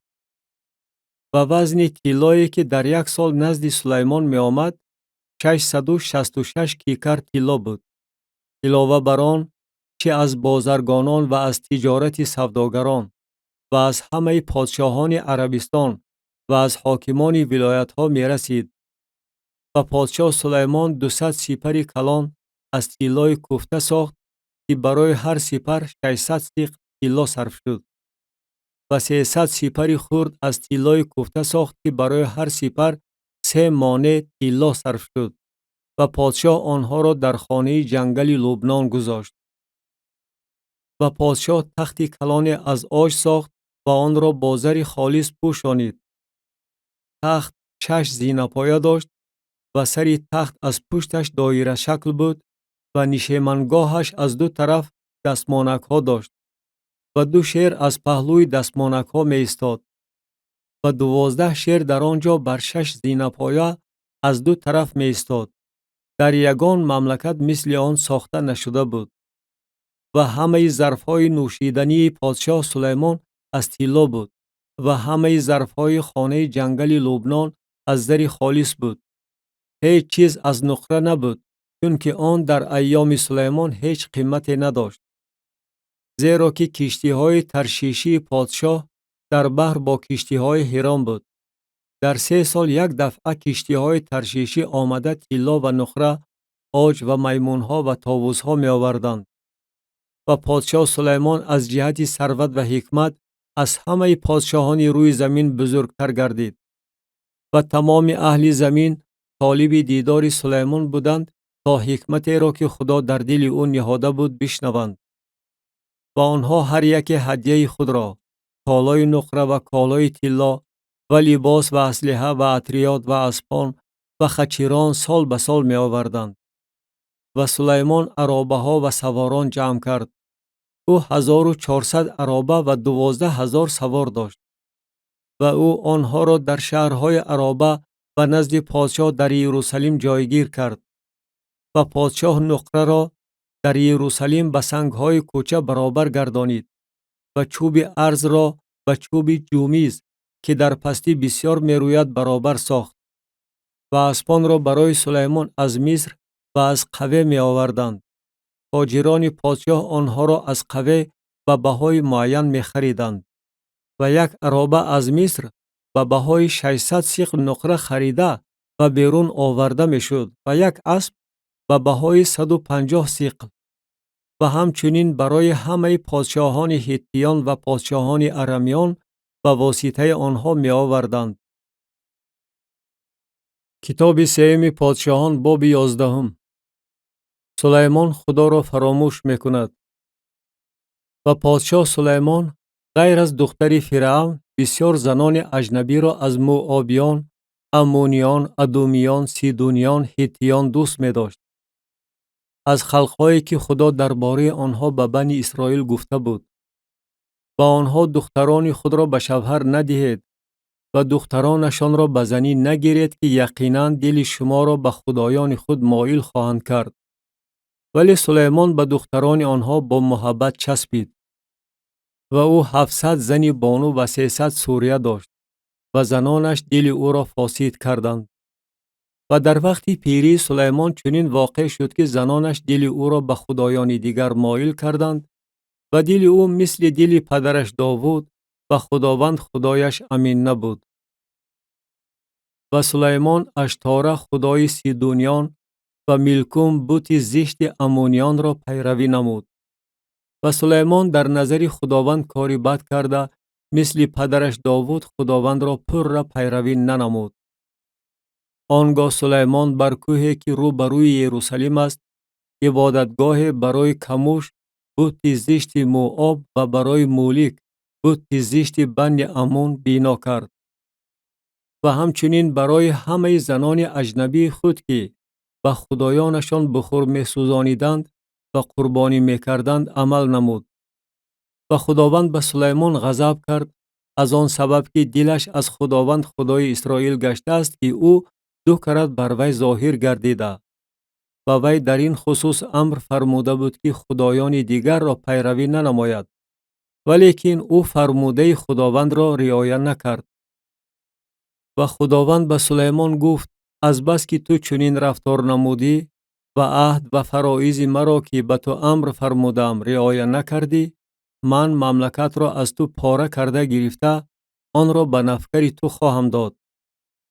اما در ایام تو این را به خاطر پدرت داوود به عمل نخواهم آورد، بلکه از دست پسرت پاره کرده خواهم گرفت. ولی تمام مملکت را پاره کرده نخواهم گرفت. یک سبط را به خاطر بندم داوود و به خاطر یروشلیم که برگزیدم به پسر تو خواهم داد. و خداوند دشمنی را به مقابل سلیمان برخیزانید، یعنی عدد ادومی را که از نسل پادشاه ادوم بود. هنگامی که داوود در ادوم بود و سرلشکرش یوآب برای دفن کردن مقتولان آمده تمام نرینه ادوم را کشته بود زیرا یوآب و تمام اسرائیل 6 ماه در آنجا ایستاده بودند تا دمی که تمام نرینه ادوم را محو کردند. آنگاه هدد با بعضی کسان ادومی که از نوکران پدرش بودند گریخته به مصر آمد و هدد کودکی خرده بود.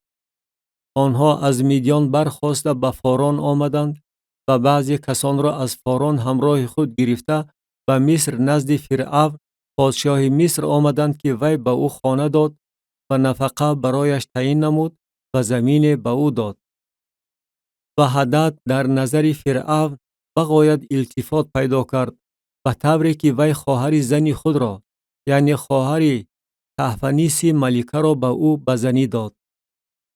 و خواهر تحفنیس برای او پسرش جنوبت را زایید و تحفنیس ورا اندرون خانه فرعون تربیه کرد و جنوبت در خانه فرعون در میان پسران فرعون بود. و هدد در مصر شنید که داوود با پدران خود خوابیده است و سرلشکرش یوآب مرده است. و هدد به فرعون گفت مرا اذن بده تا که به زمین خود بروم. فرعون به وی گفت آیا تو نزد من به چیز احتیاج داری که میخواهی به زمین خود بروی؟ وی گفت نه، اما به من اذن بده. و خدا دشمنی دیگری را به مقابل سلیمان برخیزانید، یعنی رزون ابن الیادا را که وی از پیش آقای خود هددآزر پادشاه سوبا گریخته بود. و بعد از آن که داوود آنها را کشت وی نزد خود آدم جمع کرده سردار فوج گردید و آنها به دمشق رفته در آن ساکن شدند و در دمشق سلطنت راندند. و در تمام ایام سلیمان وی دشمن اسرائیل بود و علاوه بر ضرری که هدد میرسانید وی به ضد اسرائیل جنایت میکرد و بر ارم سلطنت میراند. شورش یاربعام. و یاربعام ابن نبات افرایمی از سریدا که مادرش سروعا نام بیوزنه و خودش نفکر سلیمان بود دست تجاوز بر پادشاه برداشت. چنین است داستان آن که او دست تجاوز بر پادشاه برداشت. سلیمان میلو را بنا کرده رخنه را که در شهر پدرش داوود بود تعمیر می نمود. و یاربعام مردی جنگاوری پهلوانی بود. و سلیمان چون دید که این جوان از عهده کار می براید او را بر تمام کارگران خاندان یوسف نظارتچی تعیین نمود. و در آن وقت چنین واقع شد که یاربعام از یروشلیم بیرون آمد و احیای شیلونی نبی که جامه نو در بر داشت در راه با او واخورد و هر دویشان در صحرا تنها بودند. و احیا جامه نوی را که در بر داشت گرفته آن را به 12 قسم پاره کرد و به یاربعام گفت 10 قسمش را برای خود بگیر، زیرا که خداوند خدای اسرائیل چنین میگوید اینک من مملکت را از دست سلیمان پاره کرده میگیرم و 10 سبط را به تو میدیم و 1 سبط از آن وی خواهد بود به خاطر بندم داوود و به خاطر یروشلیم شهری که آن را از میان همه سبطهای اسرائیل برگزیدم، چون که آنها مرا ترک کرده به اشتاره خدای سیدونیان، به کموش خدای موآبیان و به میلکوم خدای بنی عمون سجده بردند و با راههای من رفتار نکردند تا آنچه را که در نظر من راست است به جا آورند و فرایض و احکام مرا مثل پدرش داوود رعایت نمایند.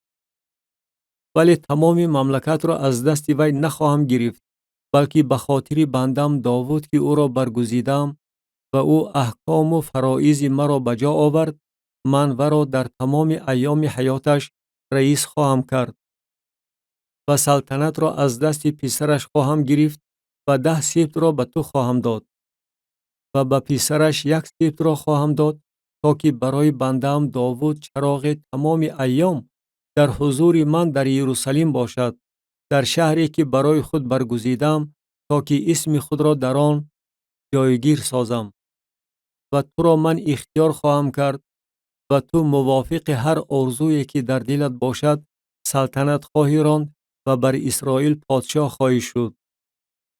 و اگر تو به هر فرموده من گوش دهی و با راههای من رفتار کرده آنچه را که در نظر من راست است به عمل آوری و فرایض و احکام مرا رعایت نمایی چنان که بنده‌ام داوود عمل میکرد، آنگاه من با تو خواهم بود و خانه مستحکم برای تو بنا خواهم کرد چنان که برای داوود بنا کردم و اسرائیل را به تو خواهم داد. و نسل داوود را به این سبب به ضلالت دچار خواهم کرد، اما نه به صورت ابدی.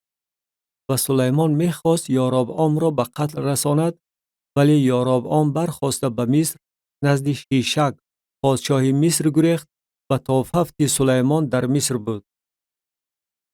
فوت سلیمان و بقیه اعمال سلیمان و هرچی او کرد و حکمت او در کتاب وقایع نامه سلیمان نوشته شده است. و ایامی که سلیمان در یروشلیم بر تمام اسرائیل پادشاهی کرد 40 سال بود. و سلیمان با پدران خود خوابید و در شهر پدرش داوود دفن کرده شد و پسرش رهبعام به جای او پادشاه شد. کتاب سیمی پادشاهان باب 12. پادشاهی رهبعام. و رهبعام به شکم رفت، زیرا که تمام اسرائیل به شکم آمدند تا که او را پادشاه کنند. و هنگامی که یاربعام ابن نبات این را شنید، او هنوز در مصر بود که به آنجا از پیش پادشاه سلیمان گریخته بود. و یاربعام در مصر سکونت داشت. و فرستاده او را خواندند. و یاربعام و تمام جماعت اسرائیل آمدند و به رهبعام سخن رانده گفتند: پدرت یوغ ما را گران کرده بود، ولی تو الحال خدمت سخت پدرت و یوغ گرانیور را که بر ما نهاده بود سبک گردان و ما خدمت تو را به جا خواهیم آورد. با آنها گفت: بروید و بعد از 3 روز نزد من بیایید. و قوم رفتند. و پادشاه رهبعام و پیرانی که به حضور پدرش سلیمان در وقت زنده بودن وی می ایستادند مشورت پرسیده گفت: ما چی مصلحت می دید تا که به این قوم جواب گردانم؟ و آنها به او سخن رانده گفتند: اگر تو امروز خدمتگار این قوم گردی و خدمت آنها را به جا آوری و با جوابت آنها را قانع گردانی و به آنها سخنان نیک گویی، آنها تمام ایام بندگان تو خواهند بود. ولی او مشورتی را که پیران به او دادند رد نمود و از جوانانی که با او کلان شده بودند و به حضورش می ایستادند مشورت پرسید. و به آنها گفت: شما چی مصلحت می دید تا که به این قوم جواب گردانم که آنها به من سخن رانده گفتند؟ یوغی را که پدرت بر ما نهاده بود سبک گردان. و آن جوانان که با او کلان شده بودند با او سخن رانده گفتند: و این قوم که به تو سخن رانده گفتند پدرت یوغ ما را گران کرده بود، ولی تو آن را برای ما سبک گردان. تو با آنها چنین بگو: انگشت خرد من از کمر پدرم غفستر است. و الحال پدرم یوغ گرانی بر شما نهاده بود، ولی من یوغ شما را باز هم گرانتر خواهم کرد. پدرم شما را با تازیانه ها جزا می داد، ولی من شما را با نیش های کژدم جزا خواهم داد. و یاربعام و تمام قوم در روز 3 نزد رهبعام آمدند، چنان که پادشاه سخن رانده گفته بود: در روز 3 نزد من بیایید. و پادشاه به قوم جواب سخت گردانید و مشورتی را که پیران به او داده بودند رد کرد. و بر طبق مشورت جوانان به آنها گفت: پدرم یوغ شما را گران کرده بود، ولی من یوغ شما را باز هم گرانتر خواهم کرد. پدرم شما را با تازیانه ها جزا می داد، ولی من شما را با نیش های کژدم جزا خواهم داد. و پادشاه به قوم گوش نداد، زیرا که این از جانب خداوند نصیب شده بود تا کلامی را که خداوند به واسطه احیای شیلونی به یاربعام ابن نبات گفته بود به عمل آورد. 2 تقسیم شدن مملکت. یاربعام بر اسرائیل پادشاه می گردد. و تمام اسرائیل دیدند که پادشاه به آنها گوش نداد و قوم به پادشاه جواب گردانیده گفتند: نه حصه است ما را در داوود و نه میراثی در پسری یسای. ای اسرائیل به خیمه های خود بروید. ای داوود اکنون خانه خود را بدان. و اسرائیل به خیمه های خود رفتند. ولی بران بنی اسرائیل که در شهرهای یهودا سکونت داشتند رهبعام پادشاهی میکرد. و پادشاه رهبعام ادورام را که سرداری باج و خراج بود فرستاد. ولی تمام اسرائیل او را سنگباران کردند و او مرد. و پادشاه رهبعام شتابان به عرابه سوار شد تا که به یروشلیم بگریزد. و اسرائیل به ضد خاندان داوود بلوا کردند که تا امروز دوام دارد. و چون تمام اسرائیل شنیدند که یاربعام برگشته است، فرستاده او را نزد جماعت خواندند و او را بر تمام اسرائیل پادشاه کردند. خاندان داوود را هیچ کس غیر از سبط یهودا طرفداری نکرد.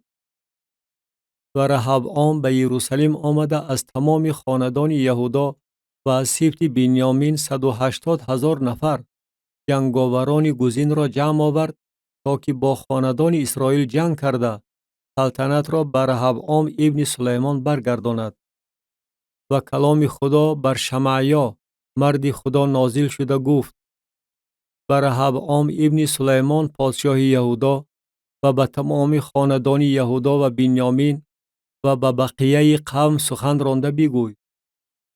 خداوند چنین میگوید: نبرایید و با برادران خود بنی اسرائیل جنگ نکنید. هر یکی به خانه خود برگردید، زیرا که این از جانب من شده است. و آنها به کلام خداوند گوش دادند و بر طبق کلام خداوند گشته رفتند. یاربعام به بت پرستی داده می شود. و یاربعام شکم را در کوه افرایم بنا کرده در آن ساکن شد و از آنجا برآمده فنوئیل را بنا کرد. و یاربعام در دل خود گفت: الحال سلطنت به خاندان داوود خواهد برگشت. اگر این قوم به یروشلیم بروند تا که در خانه خداوند قربانی کنند، آنگاه دل این قوم به آقای آنها بر رهبعام پادشاه یهودا رجوع خواهد نمود و آنها مرا کشته بر رهبعام پادشاه یهودا خواهند برگشت. و پادشاه مشورت نموده 2 گوساله طلا ساخت و به آنها گفت: به یروشلیم رفتنتان بس است. اینک خدایان شما ای اسرائیل که شما را از زمین مصر بیرون آوردند و یکی را در بیتیل گذاشت و دیگری را در دان جای داد. و این باعث گناه گردید و قوم پیش یکی از آنها تا دان می رفتند. و عبادت خانه ها بر بلندی ها ساخت و از هر طبقه قوم که از بنی لیوی نبودند کاهنان را تعیین نمود. و یاربعام عید در ماه 8 در روز 15 ماه مانند عیدی که در یهودا بود مقرر نمود و نزد آن قربانگاه رفت. در بیتیل همین طور عمل کرد تا برای گوساله هایی که ساخته بود قربانی کند و در بیتیل کاهنان عبادتگاهی را که ساخته بود تعیین نمود. و در روز 15 ماه 8 ماهی که از خیال خود بافته برآورده بود نزد قربانگاهی که در بیتیل ساخته بود رفت و عید برای بنی اسرائیل برپا نمود و نزد قربانگاه آمد تا که بخور بسوزاند. کتاب سیم پادشاهان باب 13. نبی از یهودا بت پرستی را مذمت نموده یاربعام را سرزنش میکند. و اینک مرد خدا بر طبق کلام خداوند از یهودا به بیتیل آمد و یاربعام نزد قربانگاه ایستاده بود تا که بخور بسوزاند. و بر طبق کلام خداوند وی به قربانگاه مراجعت نموده گفت: ای قربانگاه، قربانگاه، خداوند چنین میگوید: اینک پسر در خاندان داوود تولد می‌یابد که یوشیاهو نام دارد و او کاهنان بلندی ها را که بر تو بخور می‌سوزانند بر تو ذبح خواهد کرد و استخوان‌های آدم را بر تو خواهند سوزانید. و در آن روز وی علامت نشان داده گفت: این است علامت آن که این را خداوند گفته است: اینک این قربانگاه از هم جدا شده خاکستری که بر آن است پاشیده خواهد شد. و هنگامی که پادشاه سخن مرد خدا را شنید که وی به قربانگاه بیتل مراجعت نموده می گفت، یاربعام دستی خود را از بالای قربانگاه دراز کرده گفت: و را دستگیر کنید. و دستی او که سوی وی دراز کرده بود خشک شد و او نتوانست آن را به طرف خود برگرداند. و قربانگاه از هم جدا شده خاکستر از بالای قربانگاه پاشیده شد، همچون علامتی که مرد خدا بر طبق کلام خداوند نشان داده بود. و پادشاه به مرد خدا سخن رانده گفت: لطفاً پیش خداوند خدای خود تضرع نما و برای من دعا گوی تا که دست من به طرف من برگردد. و مرد خدا پیش خداوند تضرع نمود و دست پادشاه به طرف وی برگشت و مثل پیشتر شد. و پادشاه به مرد خدا گفت: با من به خانه بیا و خوراک بخور و من به تو انعام خواهم داد.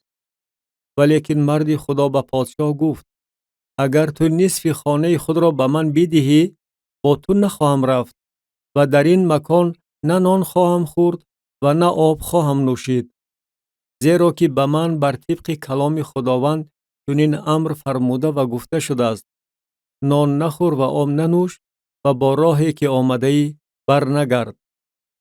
و او با راه دیگری رفت و با راهی که به بیتل آمده بود برنگشت. به اطاعتی و ففت مرد خدا. و نبی پیرانسال در بیتل ساکن بود و پسرانش آمده هر کاری را که مرد خدا آن روز در بیتل کرده بود به او حکایت نمودند و سخنانی را که وی به پادشاه گفته بود به پدر خود نقل کردند.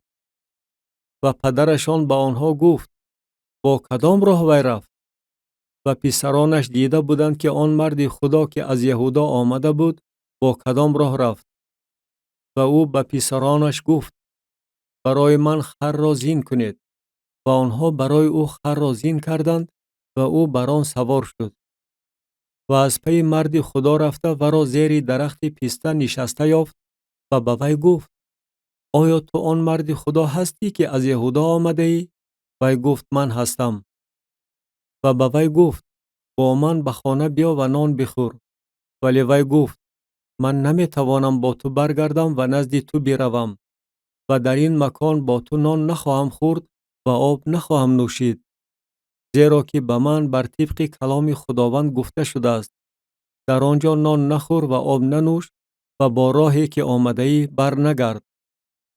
و او به وی گفت: من نیز نبی مثل تو هستم و فرشته بر طبق کلام خداوند به من سخن رانده گفت و را با خود به خانه برگردان تا که وی نان بخورد و آب بنوشد. اما او به وی دروغ گفت. وی با او برگشته در خانه او نان خورد و آب نوشید.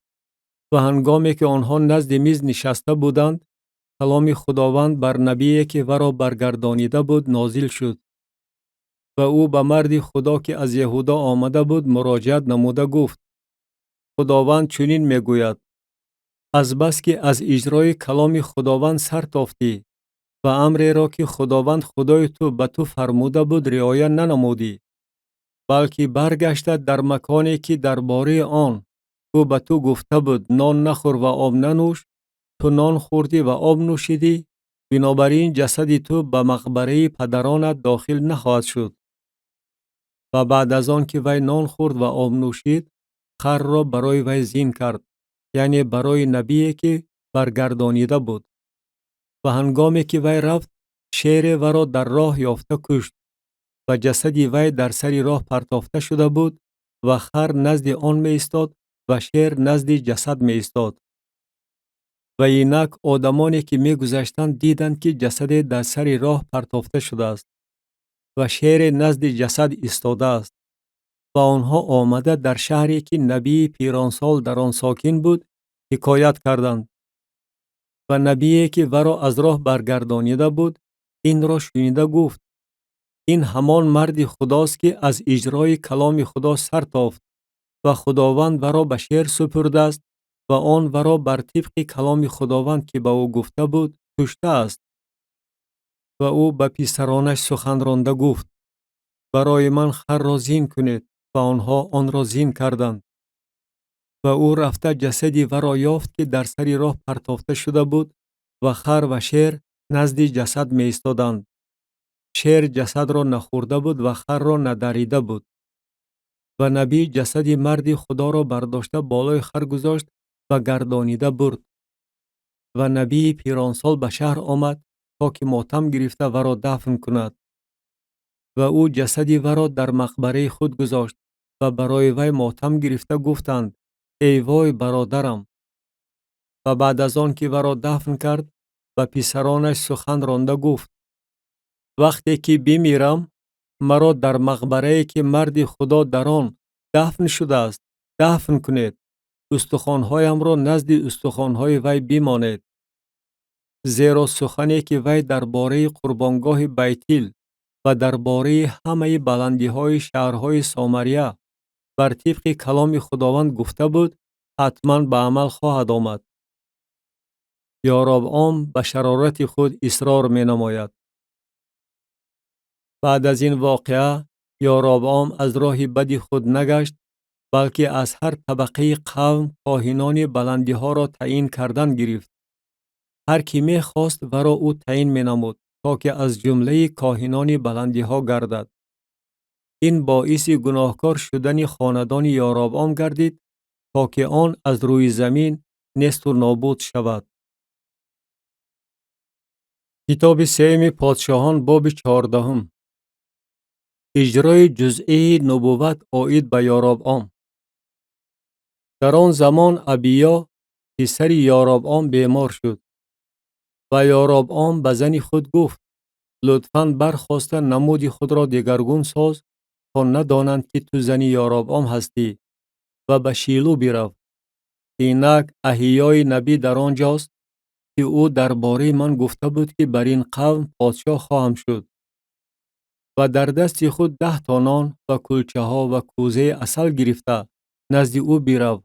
او به تو خواهد گفت که حال کودک چی می شود. و زن یاربعام همین طور عمل کرد و برخاسته به شیلو رفت و به خانه احیا آمد. ولی احیا نمی توانست ببیند، زیرا که چشمانش از پیری نابینا شده بود. و خداوند به احیا گفت: اینک زن یاربعام می آید تا درباره پسرش که بیمار است چیزی از تو بپرسد. و وی چنین و چنین بگو. و هنگامی که وی می آید خود را ناشناس وانمود خواهد کرد.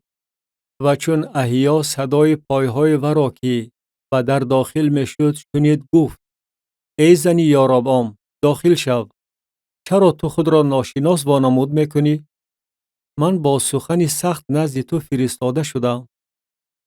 رفته به یاربعام بگو: خداوند خدای اسرائیل چنین می گوید: از بس که من تو را از میان قوم طرفراز کردم و تو را بر قوم خود اسرائیل رئیس تعیین نمودم و مملکت را از خاندان داوود پاره کرده گرفتم و آن را به تو دادم. ولی تو مثل بندم داوود نبودی که وی احکام مرا رعایت می کرد و با تمام دل خود مرا پیروی نموده فقط آنچه را که در نظر من راست است به عمل می آورد.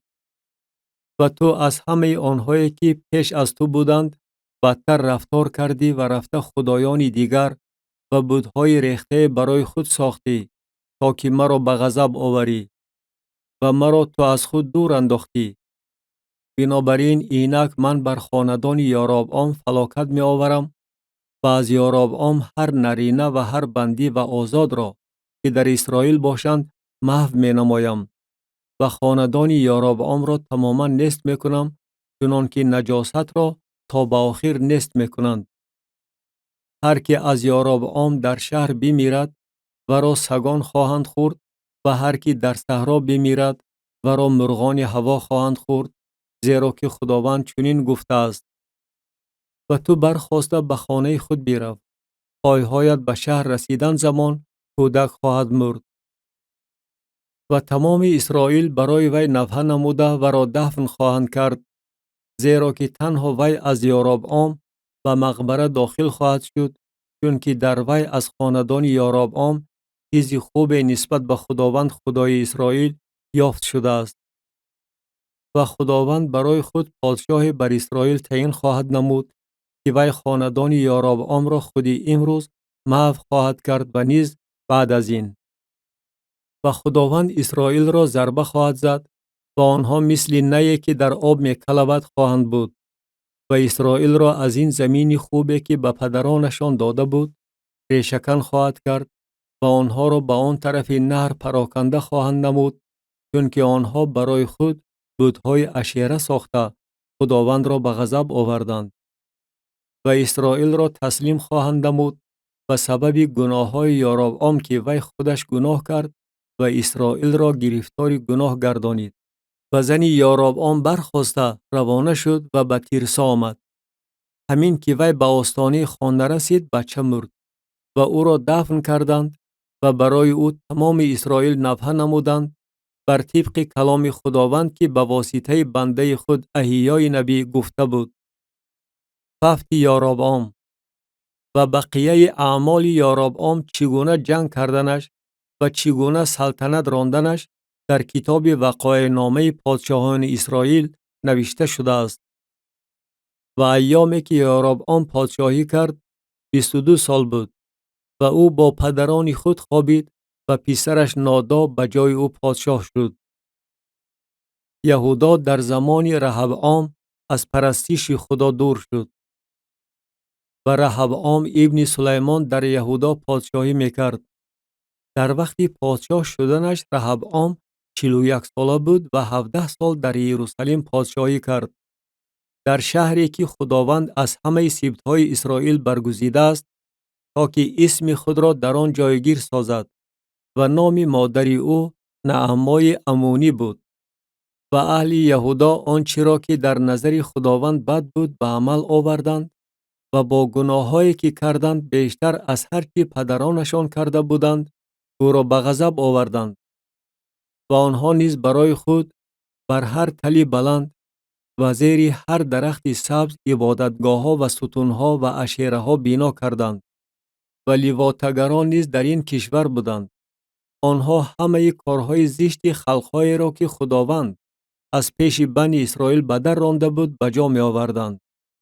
و در سال 5 پادشاهی رهبعام چنین واقع شد که شیشک پادشاه مصر به مقابل یروشلیم برآمد و گنجهای خانه خداوند و گنجهای خانه پادشاه را گرفت. همه چیز را گرفت و همه سپرهای طلا را که سلیمان ساخته بود گرفت. و پادشاه رهبعام به جای آنها سپرهای مسین ساخته و دست سرداران شاطرانی که در خانه پادشاه را نگهبانی می‌کردند سپرد. و هر بار که پادشاه به خانه خداوند می‌رفت شاطران آنها را می‌برداشتند و بعد آنها را به حجره شاطران برمیگردانیدند.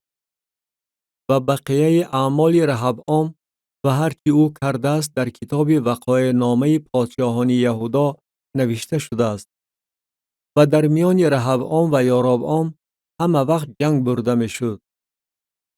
ففت رهبعام و رهبعام با پدران خود خوابید و با پدران خود در شهر داوود دفن کرده شد و نام مادرش نعمای امونی بود و پسرش ابیام به جای او پادشاه شد.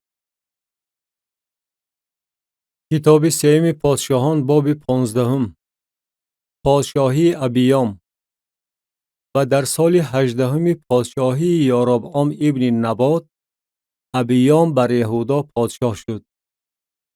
3 سال او در یروشلیم پادشاهی کرد و نام مادرش معکا بنت ابیشالوم بود. و در همه گناهایی که پدرش پیش از او کرده بود رفتار می نمود و دلش به خداوند خدایش مثل دل پدرش داوود امین نبود.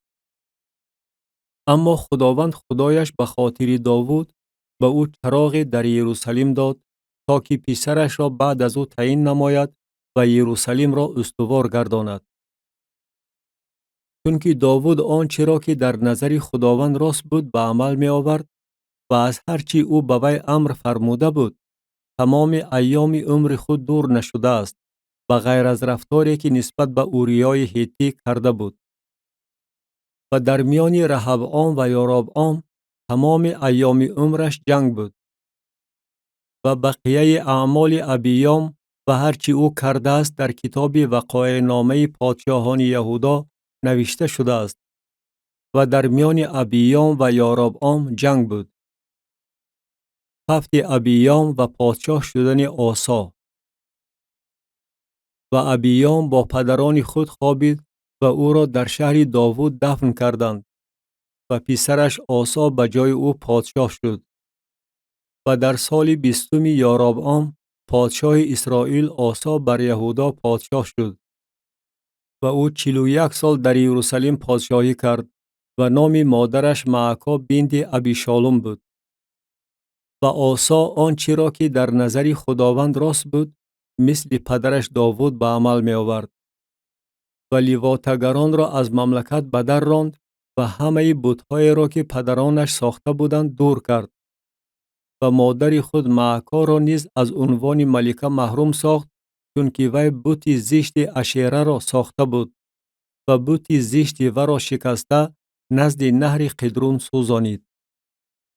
ولی بلندی ها محو کرده نشد، اما دل آسا تمام ایام او به خداوند امین بود و چیزهایی را که پدرش وقف کرده بود و چیزهایی را که خودش وقف کرده بود، یعنی نقره و طلا و ظرفها را به خانه خداوند درآورد. جنگ با بأشا، عهد با ارم. و در میان آسا و بأشا پادشاه اسرائیل تمام ایام آنها جنگ بود. و بأشا پادشاه اسرائیل به مقابل یهودا برآمده راما را بنا کرد تا که کسی نتواند نزد آسا پادشاه یهودا رفت و آمد کند. و آسا تمام نقره و طلای را که در خزائن خانه خداوند و خزائن خانه پادشاه باقی مانده بود گرفته و دست نوکرانش داد و آنها را پادشاه آسا نزد بن حدد ابن تبریمون ابن هزیون پادشاه ارم که در دمشق ساکن بود فرستاده گفت: در میان من و تو عهد باشد، چنان که در میان پدر من و پدر تو عهد بود. اینک به تو انعام از نقره و طلا فرستادم، پس عهدی را که با بأشا پادشاه اسرائیل بسته بشکن تا که وی از من دور شود. و بن حدد به پادشاه آسا گوش داده سپهداران خود را به مقابل شهرهای اسرائیل فرستاد و ایون و دان و آبل بیت معکا و تمام کنروت را در تمام زمین نفتالی شکست داد. و همین که بأشا این را شنید، از بنا کردن راما دست کشیده در تیرسا ساکن شد. و پادشاه آسا تمام اهل یهودا را بدون استثنا دعوت نمود و آنها سنگهای راما و چوبهایش را که بأشا با آنها بنا کرده بود برداشته برآوردند و پادشاه آسا جبع بنیامین و مصفا را با آنها بنا نمود. بیماری و ففت آسا، پادشاه شدن یهوشافاط و بقیه تمام اعمال آسا و تمام کارنمایی او و هرچی او کرده است و شهرهایی که او بنا نموده است در کتاب وقایع نامه پادشاهان یهودا نوشته شده است. اما در زمان پیریش او درد پا شده بود. و آسا با پدران خود خوابید و با پدران خود در شهر پدرش داوود دفن کرده شد و پسرش یهوشافاط و جای او پادشاه شد. پادشاه شدن ناداب بر اسرائیل. و در سال دوم آسا پادشاه یهودا ناداب ابن یاربعام بر اسرائیل پادشاه شد و 2 سال بر اسرائیل پادشاهی کرد. و آنچه را که در نظر خداوند بد بود او به عمل می آورد و با راه پدر خود و در گناه وی که اسرائیل را گرفتار گناه گردانیده بود رفتار می نمود. بأشا بر اسرائیل پادشاه می شود. و بأشا ابن اهیا که از خاندان ایساکار بود و مقابل او سوی قصد نمود و بأشا او را در جبتون که در دست فلیشتیان بود ضربه زد وقتی که ناداب و تمام اسرائیل جیبتون را محاصره کرده بودند و بأشا او را در سال سیوم آسا پادشاه یهودا کشته و جای او پادشاه شد. و هنگامی که وی پادشاه شد تمام خاندان یاربعام را کشت. یک نفر هم از نسل یاربعام باقی نگذاشت تا به درجه که سراسر آنها را محو نمود، بر طبق کلام خداوند که به واسطه بنده خود احیای شیلونی گفته بود. از باعث گناه‌های یاربعام که خودش گناه کرده و اسرائیل را گرفتار گناه گردانیده، خداوند خدای اسرائیل را با این معصیت خود به غضب آورده بود و بقیه اعمال ناداب و هرچی او کرده است در کتاب وقایع نامه پادشاهان اسرائیل نوشته شده است. و در میان آسا و بأشا پادشاه اسرائیل تمام ایام آنها جنگ بود. در سال سیوم آسا پادشاه یهودا بأشا ابن احیا بر تمام اسرائیل در تیرسا پادشاه شده 24 سال سلطنت راند و آنچه را که در نظر خداوند بد بود به عمل آورد و با راه یاربعام و در گناهایی که وی اسرائیل را گرفتار گناه گردانیده بود رفتار نمود.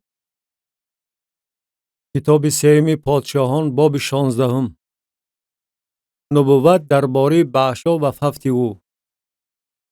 و کلام خداوند بر یهو ابن حنانی درباره بأشا نازل شده گفت: از بس که من تو را از خاک بلند برداشتم و تو را بر قوم خود اسرائیل رئیس تعیین نمودم، ولی تو با راه یاربعام رفتار کردی و قوم من اسرائیل را گرفتار گناه گرداندی و طوری که آنها مرا با گناههای خود به غضب آوردند. اینک من بأشا و خاندان او را محو می نمایم و خاندان تو را مثل خاندان یاربعام ابن نبات خواهم گردانید. کسی که از نسل بأشا در شهر بمیرد ورا سگان خواهند خورد و کسی که از نسل او در صحرا بمیرد ورا مرغان هوا خواهند خورد. و بقیه اعمال بأشا و هرچی او کرده است و کارنمایی او در کتاب وقایع نامه پادشاهان اسرائیل نوشته شده است. و بأشا با پدران خود خوابید و در تیرسا دفن کرده شد و پسرش ایلا به جای او پادشاه شد. و نیز به واسطه یهو ابن حنانی نبی کلام خداوند درباره بأشا و خاندان وی نازل شد، هم از باعث تمام شرارتی که وی در پیش نظر خداوند به عمل آورده خداوند را به غضب آورده بود و درجه‌ای که مانند خاندان یاربعام گردیده بود و هم از باعث آنکه او را کشته بود. پادشاهی ایلا. در سال 26 آسا پادشاه یهودا ایلا ابن بأشا بر اسرائیل در تیرسا پادشاه شده 2 سال سلطنت راند. و نفکر او زیمری که سردار نصف عرابه ها بود و مقابل او سوی قصد نمود. وقتی که او در تیرسا در خانه ارسا که ناظر دربار او در تیرسا بود نوشیده مست شد. زیمری آمده او را در سال 27 آسا پادشاه یهودا ضربه زده کشت و به جای او پادشاه شد. پادشاهی زیمری. و هنگامی که وی پادشاه شده بر تخت او نشست تمام خاندان بأشا را کشت به طوری که یک نرینه هم از نسل او و از خویشاوندان و یاران او باقی نگذاشت. و زیمری تمام خاندان بأشا را بر طبق کلامی که خداوند درباره بأشا و واسطه یهوی نبی گفته بود محو نمود. از باعث همه گناههای بأشا و گناههای پسرش ایلا که خودشان گناه کرده و اسرائیل را گرفتار گناه گردانیده، خداوند خدای اسرائیل را با بتهای خود به غضب آورده بودند. و بقیه اعمال ایلا و هرچی او کرده است در کتاب وقایع نامه پادشاهان اسرائیل نوشته شده است.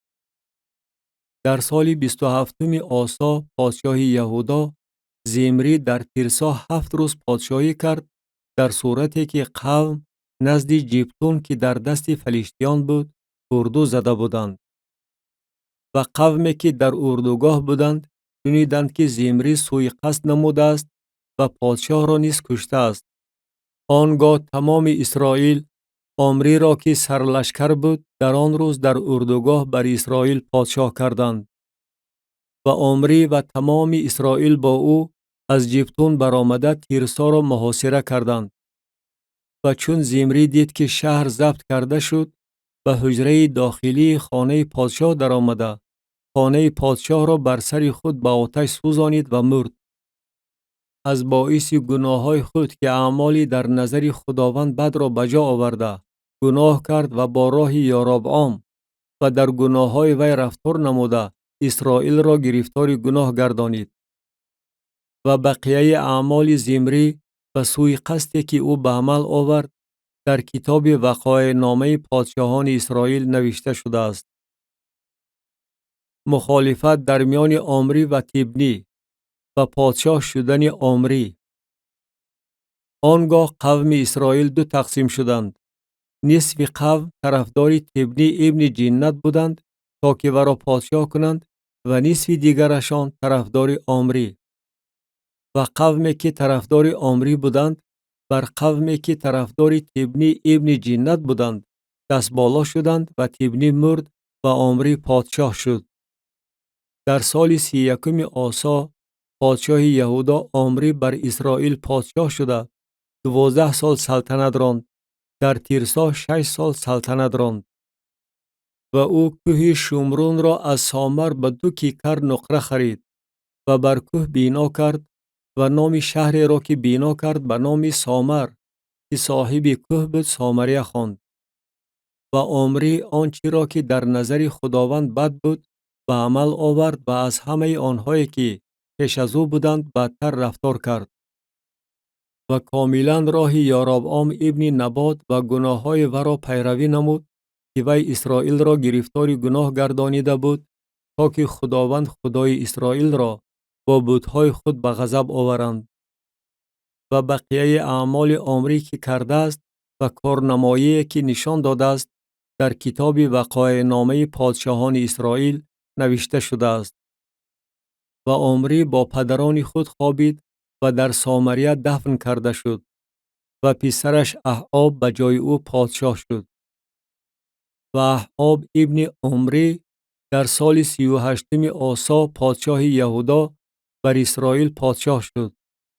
و احاب ابن عمری بر اسرائیل در سامریه 22 سال سلطنت راند.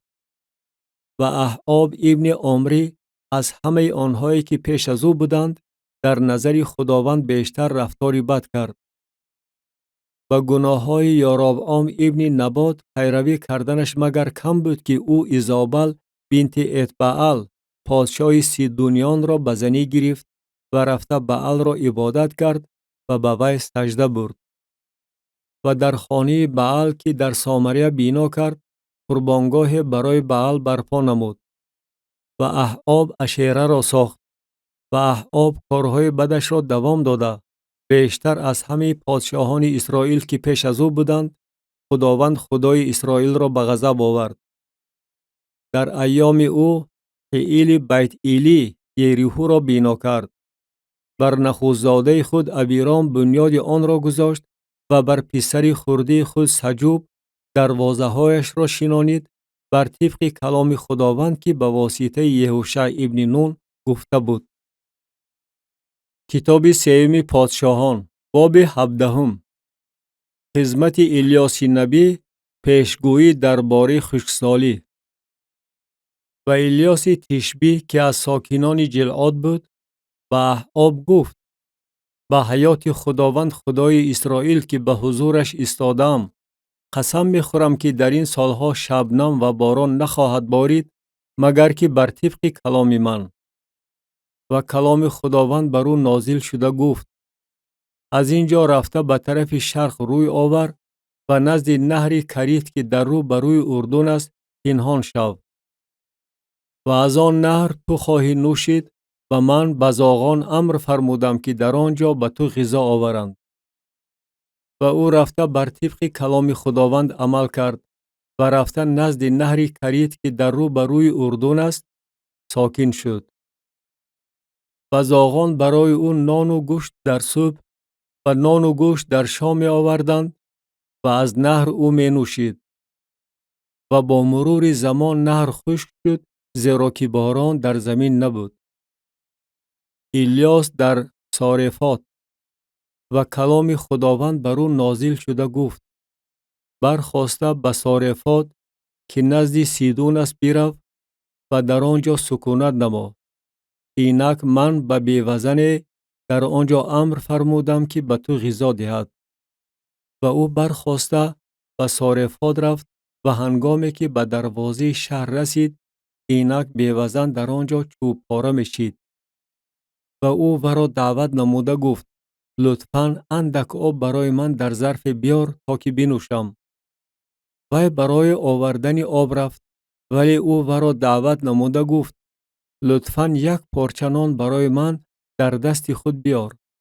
وی گفت: قسم به حیات خداوند خدای تو که یک کلچه هم ندارم، بلکه یک مشت آرد در چلک و اندک روغن در کوزه هست. و اینک من یک دو چوب پاره میچینم و رفته آن را برای خودم و پسرم میپزم و ما آن را میخوریم و میمیریم. و ایلیاس به وی گفت: نترس، برو و آنچه گفتی بکن، اما اول کلچه خورده از آن برای من پخته نزد من بیار و بعد برای خودت و پسرت بپز. زیرا که خداوند خدای اسرائیل چنین میگوید: چلک آرد تمام نخواهد شد و کوزه روغن کم نخواهد ماند تا روزی که خداوند باران بر زمین بباراند. وی رفته بر طبق گفته ایلیاس عمل کرد و وی و او و اهل خانه وی چندین ایام خوردند. چلک آرد تمام نشد و کوزه روغن کم نماند، بر طبق کلام خداوند که به واسطه ایلیاس گفته بود. زنده شدن پسر بیوزن. و بعد از این حادثات چنین واقع شد که پسر این زنک صاحب خانه بیمار شد و بیماریش آنقدر سخت بود که او را رمق نماند. وی به ایلیاس گفت: تو با من چی کار است ای مرد خدا؟ تو نزد من آمده ای تا که گناه ما را خاطر رسان نمایی و پسرم را بکشی؟ و او به وی گفت: پسرت را به من بده. و او را از آغوش وی گرفته و بالاخانه که در آن سکونت داشت برآورد و او را بر بستر خود خوابانید. و سوی خداوند خوانده گفت: ای خداوند خدای من، آیا به سر بیوزن نیست که من نزد وی سکونت دارم آفت آورده پسرش را میکشی؟ و خود را 3 کرت بر پسر یازانید و سوی خداوند خوانده گفت: ای خداوند خدای من، لطفاً جان این پسر اندرون او برگردد. و خداوند آواز ایلیاس را شنید و جان پسر اندرون او برگشت و او زنده شد. و ایلیاس پسر را گرفته از بالاخانه به خانه فرآورد و او را به مادرش سپرد. و ایلیاس گفت: ببین پسرت زنده است. و این زن به ایلیاس گفت: اکنون من دانستم که تو مرد خدا هستی و کلام خداوند در دهان تو راست است. کتاب سیام پادشاهان باب 18. ایلیاس نزد احاب می رود. و بعد از روزهای زیاد کلام خداوند در سال 3 بر ایلیاس نازل شده گفت: رفته خود را به احاب ظاهر نما و من بر زمین باران خواهم بارانید. و ایلیاس رفت تا که خود را به احاب نشان دهد و قحطی در سامریه سخت بود. و احاب عبدیاهو را که ناظر خانه او بود دعوت نمود. و عبدیاهو شخصی بغایت خدا ترس بود. و هنگامی که ایزابل انبیای خداوند را محو می نمود، عبدیاهو 100 نفر انبیا را گرفته در مغاره ها 50 نفری پنهان کرد و آنها را با نان و آب تأمین نمود. و احاب به عبدیاهو گفت: در زمین همه چشمه های آب و همه نهرها را طی نما که شاید علف پیدا کرده اسپان و خچیران را زنده نگاه داریم و از چارپایان محروم نشویم. و آنها زمین را در میان خود تقسیم کردند تا که آن را طی نمایند. احعاب با یک راه تنها رفت و عبدیاهو با راه دیگر تنها رفت. و هنگامی که عبدیاهو در راه بود، اینک الیاس با وی واخورد. وی او را شناخت و بر روی خود افتاده گفت: آیا آقایم الیاس تو هستی؟ وی به او گفت: من هستم. رفته به آقای خود بگوی الیاس اینجاست. وی گفت: من چی گناه کردم که تو بنده خود را به دست احعاب می سپاری تا که مرا بکشد؟ قسم به حیات خداوند خدای تو که قوم و مملکت نیست که آقایم برای جستجوی تو به آنجا نفرستاده باشد و آنها می گفتند اینجا نیست. و او آن مملکت و خلق را قسم می داد که تو را نیافتند. و الحال تو می گویی رفته به آقای خود بگوی الیاس اینجاست. و چنین واقع خواهد شد که چون از پیش تو بیروم و روح خداوند تو را به جایی که نمی دانم برداشته برد و من رفته به احعاب خبر دهم و او تو را نیابد، در آن صورت او مرا خواهد کشت و بنده‌ات از بچگی خود از خداوند می ترسد. آیا آقایم خبر نیافته است از آن چی من کردم؟ یعنی وقتی که ایزابل انبیای خداوند را می کشت، من 100 نفر انبیا را در مغاره ها 50 نفری پنهان کردم و آنها را با نان و آب تأمین نمودم. و الحال تو میگویی رفته به آقایت بگوی الیاس اینجاست، پس او مرا خواهد کشت. و الیاس گفت: به حیات خداوند لشکرها که به حضورش ایستادم، قسم میخورم که امروز خود را به وی نشان خواهم داد. و عبدیاهو به استقبال احعاب رفته به وی خبر داد و احعاب به استقبال الیاس رفت. الیاس با احعاب واخورده و را برای گناهایش مذمت می نماید. و هنگامی که احعاب الیاس را دید، احعاب به او گفت: آیا تو هستی که اسرائیل را به اضطراب انداخته ای؟ و او گفت: اسرائیل را من به اضطراب نانداختم، بلکه تو و خاندان پدرت، چون که شما احکام خداوند را ترک کردید و تو بعلها را پیروی نمودی.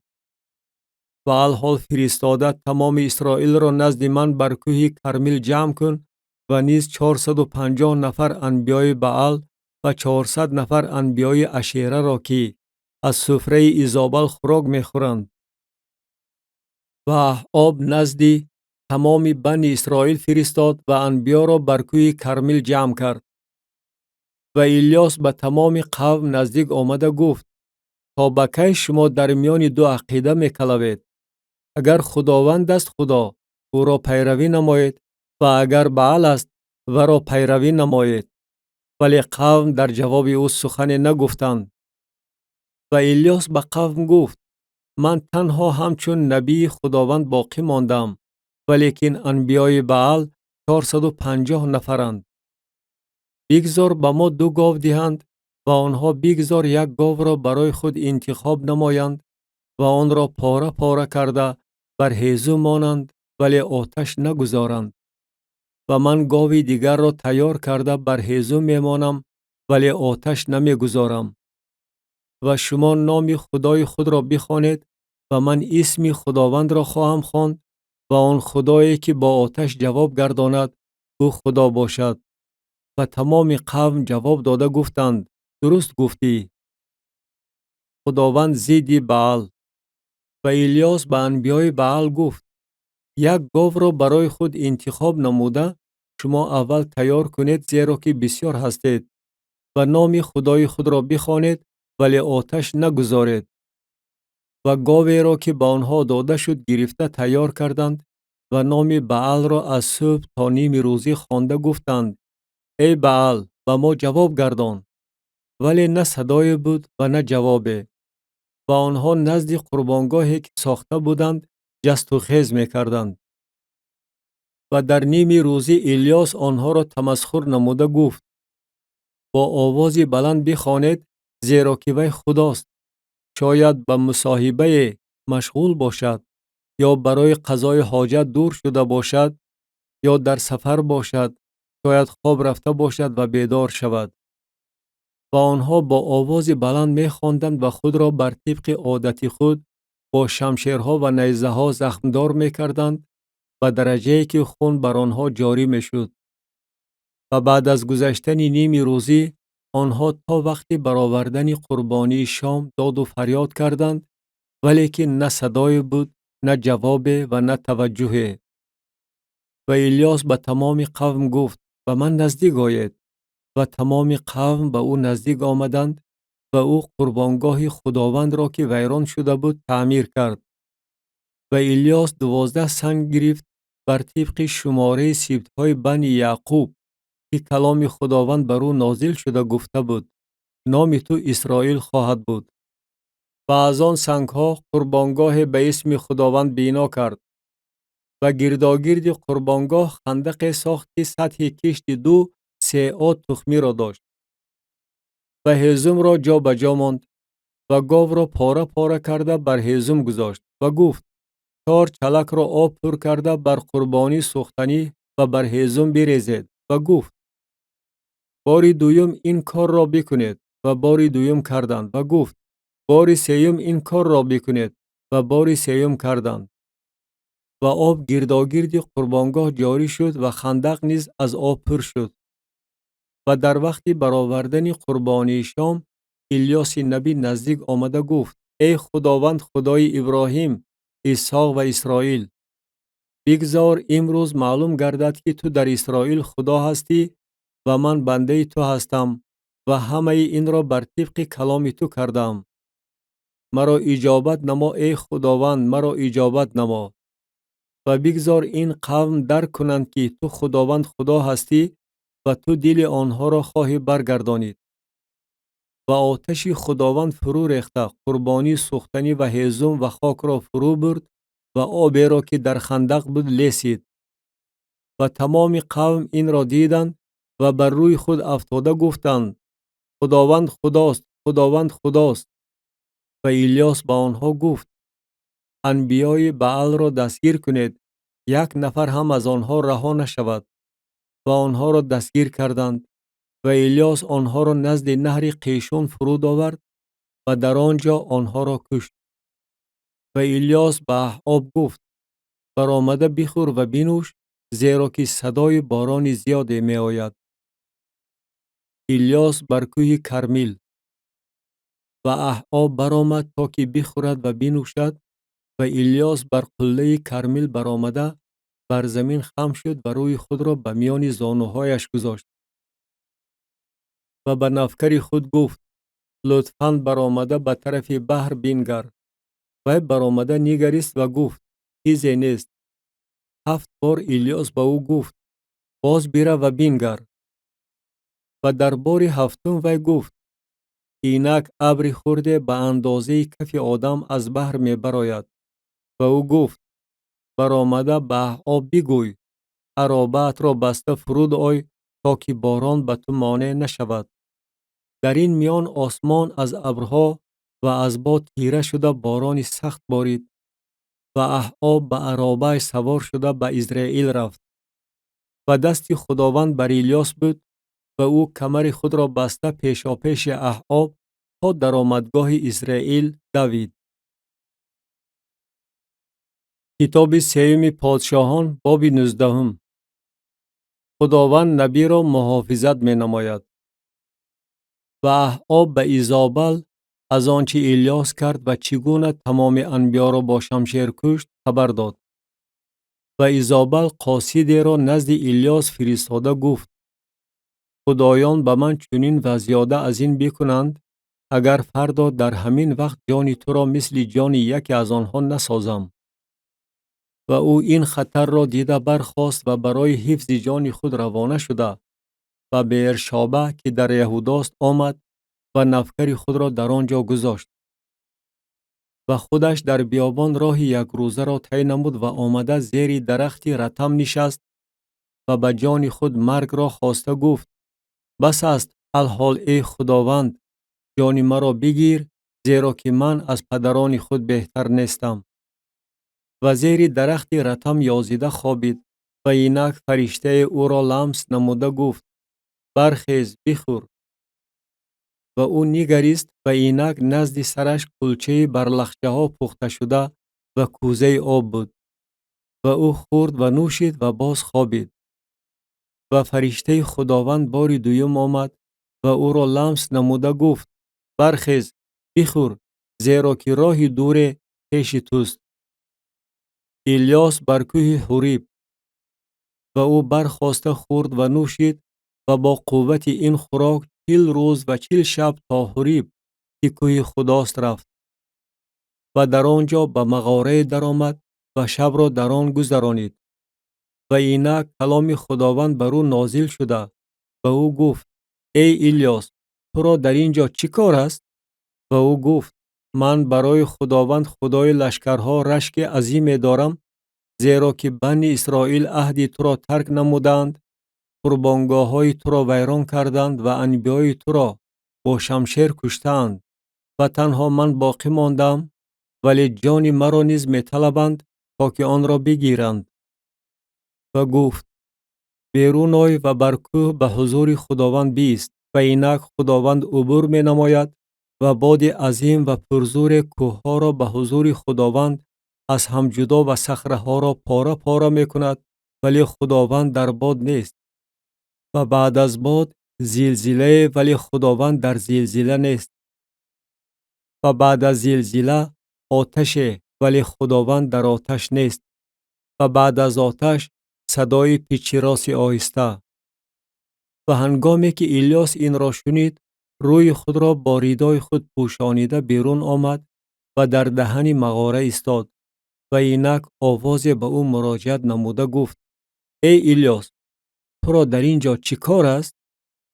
و او گفت: من برای خداوند خدای لشکرها رشک عظیم دارم، زیرا که بنی اسرائیل عهد تو را ترک نمودند، قربانگاه های تو را ویران کردند و انبیای تو را با شمشیر کشتند و تنها من باقی ماندم، ولی جان مرا نیز می طلبند تا که آن را بگیرند. و خداوند به او گفت: رفته با راه خود به بیابان دمشق برگرد و آمده حزائیل را به پادشاهی بر ارم تدهین نما. و یهو ابن نیمشی را به پادشاهی بر اسرائیل تدهین نما و الیشابا ابن شافات را که از آبیل مهولا می باشد و نبیگی به جای خود تدهین نما. و هر که از شمشیر حزائیل رها شود و را یهو خواهد کشت، و هر که از شمشیر یهو رها شود و را الیشا خواهد کشت. و من در اسرائیل 7000 نفر را باقی خواهم گذاشت، هر زانوی را که پیش بعل خم نشده است و هر دهانی را که ورا نبوسیده است. دعوت شدن الیشا. و او از آنجا رفته الیشا ابن شافات را یافت که وی شدگار میکرد. 12 جفت گاو پیشا پیش وی و خودش با جفتی 12 بود. و الیاس از پیش وی گذشته ردای خود را بر کتف وی پرتافت. وی گاوها را ترک نموده از عقب الیاس دوید و گفت: اذن بده که پدر و مادر خود را ببوسم و ثانی از عقب تو بروم. و او به وی گفت: برو و برگرد، زیرا که من به تو چی کردم؟ و برای پیروی او برگشته یک جفت گاوها را گرفت و آنها را ذبح نموده گوشتشان را بر آتش آلات گاوان پخت و آن را به مردم داد و آنها خوردند. و برخاسته از عقب الیاس رفت و خدمت او را بجا آورد. کتاب سوم پادشاهان باب 20. احاب به ارم لشکر میکشد.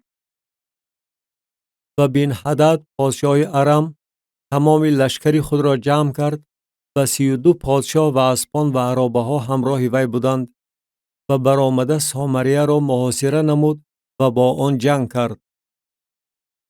و قاصدان را نزد احاب پادشاه اسرائیل به شهر فرستاد و به او گفت: بن هدد چنین میگوید: نقره تو و طلای تو از آن من است، زنان و پسران بهترین تو از آن منند. و پادشاه اسرائیل جواب گردانیده گفت: ای آقایم پادشاه، بگذار موافق گفته تو من و تمام دارایی من از آن تو باشم. و قاصدان باری دیگر آمده گفتند: بن هدد چنین امر فرموده میگوید: من نزد تو فرستاده گفته بودم که نقره خود و طلای خود و زنان خود و پسران خود را تو به من بدهی. از این رو فردا من نوکران خود را نزد تو میفرستم تا که خانه تو و خانه های نوکرانت را کافت و کاف کنند و هر چی را که در نظر تو پسندیده است به دست خود گرفته ببرند.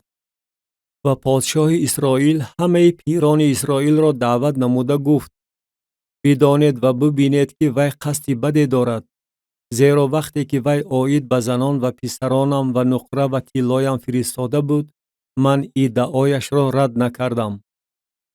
و همه پیران و تمام قوم به او گفتند: گوش نکن و راضی نشو. و او به قاصدان بن هدد گفت: به آقایم پادشاه بگویید هرچی بار اول به بنده خود درباره آن فرستادی به جا خواهم آورد، ولی این کار را نمی توانم به جا آورم. و قاصدان رفته جواب را به وی رسانیدند. و بن هدد نزد او فرستاده گفت: خدایان به من چنین و زیاده از این بکنند، اگر غبار سامریه برای همه آدمانی که همراه منند یک مشتی برسد. و پادشاه اسرائیل جواب گردانیده گفت: بگویید آن که شمشیر به کمر می بندد نباید مثل آن که شمشیر از کمر می کشاید فخر نماید. و هنگامی که وی این سخن را شنید، در حالتی که با پادشاهان در خیمه ها با شراب نوشی مشغول بود، و نوکرانش گفت: منجنیق ها را تیار کنید. و آنها منجنیق ها را به مقابل شهر تیار کردند. و اینک نبی به احاب پادشاه اسرائیل نزدیک آمده گفت: خداوند چنین میگوید: آیا این ازدحام عظیم را میبینی؟ اینک من امروز آنها را به دست تو می سپارم تا بدانی که من خداوند هستم. و احاب گفت: به واسطه کی؟ وی گفت: خداوند چنین میگوید: به واسطه نوکران سروران ولایت ها. و او گفت: کیست که به حرب و ضرب شروع نماید؟ وی گفت: تو. غلبه او بر ارمیان. و او نوکران سروران ولایت ها را در شمار آورد و آنها 232 نفر بودند. و بعد از آنها تمام قوم را، تمام بنی اسرائیل را در شمار آورد که 7000 نفر بودند. و آنها در نیم روزی بیرون آمدند و بن هدد با آن پادشاهان، یعنی با 32 پادشاهی که به او مدد می رسانیدند، در خیمه ها شراب نوشی کرده مست شده بود. و نوکران سروران ولایت ها اول بیرون آمدند. و بن هدد فرستاد و به وی خبر رسانیده گفتند: از سامریه آدمان بیرون آمدند. وی گفت: خواه برای صلح بیرون آمده باشند، آنها را زنده دستگیر کنید، و خواه برای حرب و ضرب بیرون آمده باشند، آنها را زنده دستگیر کنید. و اینها یعنی نوکران سروران ولایت ها و لشکری که از عقیبشان بود از شهر بیرون آمدند. و هر یکی از آنها حریف خود را زده کشتند و ارمیان رو به گریز آوردند و اسرائیلیان آنها را تعقیب می‌کردند. و بن هدد پادشاه ارم به اسب سوار شده با چند از سرورانش رهایی یافت. و پادشاه اسرائیل بیرون آمده اسپان و عرابه ها را ضربه زد و به ارم شکست عظیم رسانید. نبی احاب را تأکید می نماید. و آن نبی به پادشاه اسرائیل نزدیک آمده به او گفت: رفته خود را مستحکم نما و بدان و ببین که چی میکنی، زیرا که بعد از گذشتن 1 سال پادشاه ارم به مقابل تو خواهد برآمد. یورش دویم باره بر ضد ارم. و بندگان پادشاه ارم به وی گفتند: خدایان کوه خدایان آنهایند، بنابراین آنها بر ما غالب آمدند، ولیکن اگر با آنها در دشت رویه جنگ کنیم حتما غالب خواهیم آمد. و تو به این مضمون عمل نما: هر یکی از پادشاهان را از جایش دور ساخته والیان را به جای آنها تعیین نما. و تو لشکری را به قدر لشکری که از تو تلف شده است، اسب در عوض اسب و عرابه در عوض عرابه برای خود برپا نما و ما با آنها در دشت رویه جنگ کرده حتما بر آنها غالب خواهیم آمد. وی به آواز آنها گوش داده همین طور عمل نمود. و بعد از گذشتن 1 سال بن هدد ارمیان را در شمار آورد و به افیق برآمد تا که با اسرائیل جنگ کند.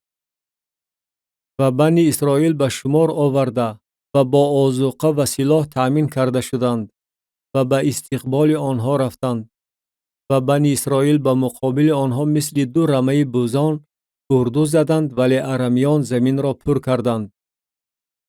و آن مرد خدا نزدیک آمد و به پادشاه اسرائیل سخن رانده گفت: خداوند چنین میگوید: از بس که ارمیان گفتند که خداوند خدای کوه هاست ولی خدای وادی ها نیست، بنابراین من تمام این ازدحام عظیم را به دست تو خواهم سپرد تا بدانید که من خداوند هستم. و اینها به مقابل آنها 7 روز اردو زدند و در روز هفتم حرب و ضرب آغاز شد و بنی اسرائیل از ارمیان 100,000 پیاده را در 1 روز کشتند. و باقی ماندگان به شهر افیق گریختند و حصار بر 27,000 نفر باقی ماندگان فرو غلتید. و بن هدد گریخته در شهر به حجره داخلی درآمد. و بندگانش به او گفتند: اینک ما شنیده ایم که پادشاهان خاندان اسرائیل پادشاهان احسانکارند. پس پلاسها به کمر خود و ارغمچینها بر سر خود ببندیم و نزد پادشاه اسرائیل برآییم که او شاید به جان تو ترحم نماید. و آنها پلاسها بر کمر خود و ارغمچینها بر سر خود بستند و نزد پادشاه اسرائیل آمده گفتند: بنده‌ات بن هدد میگوید لطفاً به جان من ترحم نما. و او گفت: آیا وی هنوز زنده است؟ وی برادر من است. و آن آدمان این را فالی نیک دانسته و فوراً سخن را از دهان او گرفته گفتند: آره، برادرت بن هدد. و او گفت: رفته و را بیارید. و بن هدد نزد او برآمد و او ورا بر عرابه سوار کرد. و به او گفت: شهرهای را که پدرم از پدرت گرفته بود برمیگردانم و تو بازارگاه ها برای خود در دمشق خواهی داشت چنان که پدرم در سامریه داشت. و او گفت: من تو را با همین عهد رها میکنم. و با وی عهد بسته و را رها کرد. گناه احعاب. و کسی از پسران انبیا بر طبق کلام خداوند به یار خود گفت: لطفاً مرا بزن. ولی آن کس از زدنش سر کشید. و او به وی گفت: از بس که تو به آواز خداوند گوش ندادی، همین که از نزد من بروی شیر تو را خواهد کشت. و هنگامی که وی از نزد او رفت، شیر به وی دچار آمده و را کشت. و او کسی دیگر را یافته گفت: لطفاً مرا بزن. و آن کس او را زده با ضربه‌اش مجروح کرد. و آن نبی رفته در سر راه منتظر پادشاه ایستاد و با پرده چشمان خود را پوشانید. و هنگامی که پادشاه میگذشت، او پادشاه را ندا کرده گفت: بنده‌ات به حرب و ضرب برآمد. و اینک شخصی به طرفی رفت و کسی را نزد من آورده گفت: این آدم را پاسبانی نما. اگر وی غایب شود، جان تو در عوض جان وی خواهد بود، یا که 1 کیکر نقره خواهی داد.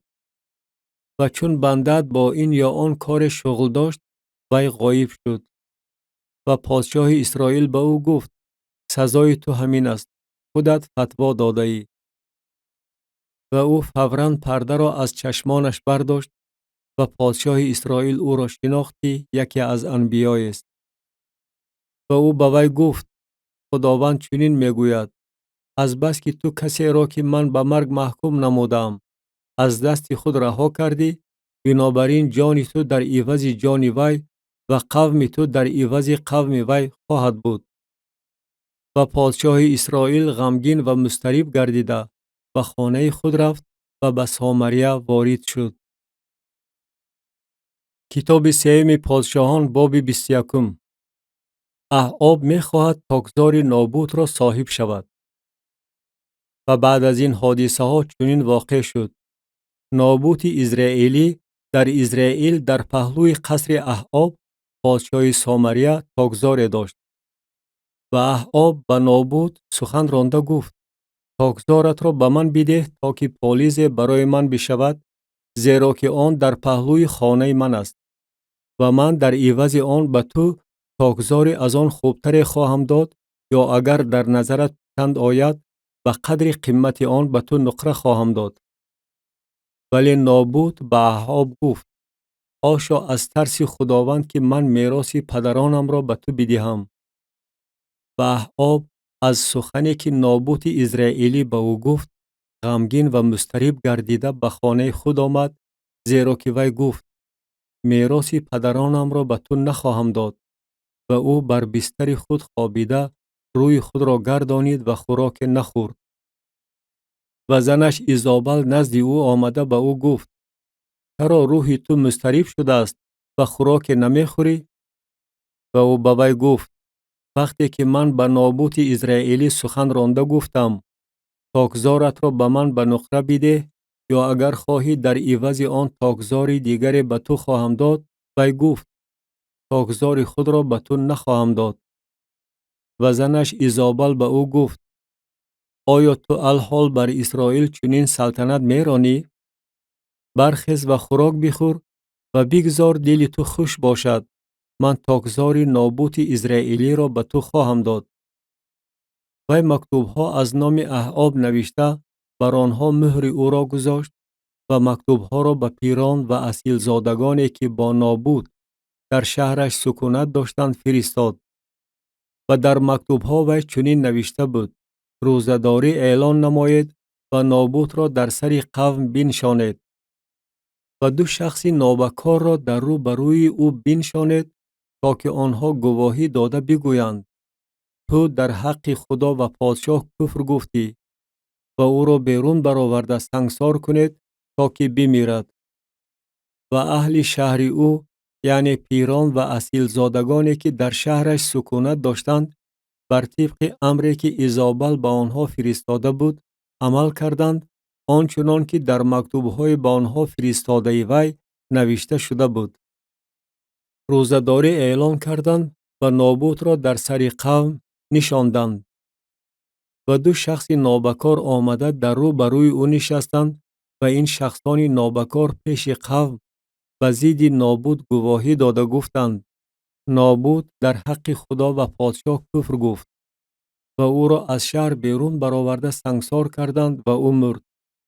و نزد ایزابل فرستاده گفتند: نابوت سنگسار شده مرد. و چون ایزابل شنید که نابوت سنگسار شده مرده است، ایزابل به احاب گفت: برخیز و تاگزار نابوت ازرائیلی را که نخواست به تو به نقره بدهد تصرف نما، زیرا که او زنده نیست بلکه مرده است. و چون احاب شنید که نابوت مرده است، احاب برخاست تا که نزد تاگزار نابوت ازرائیلی فرود آمده آن را تصرف نماید.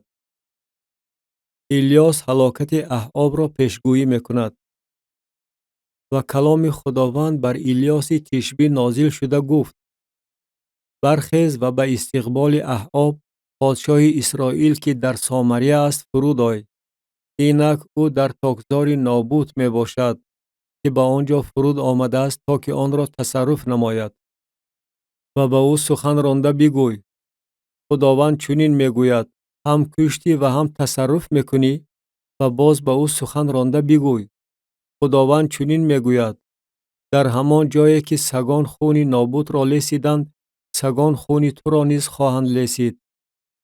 و احاب به الیاس گفت: آیا مرا یافتی ای دشمن من؟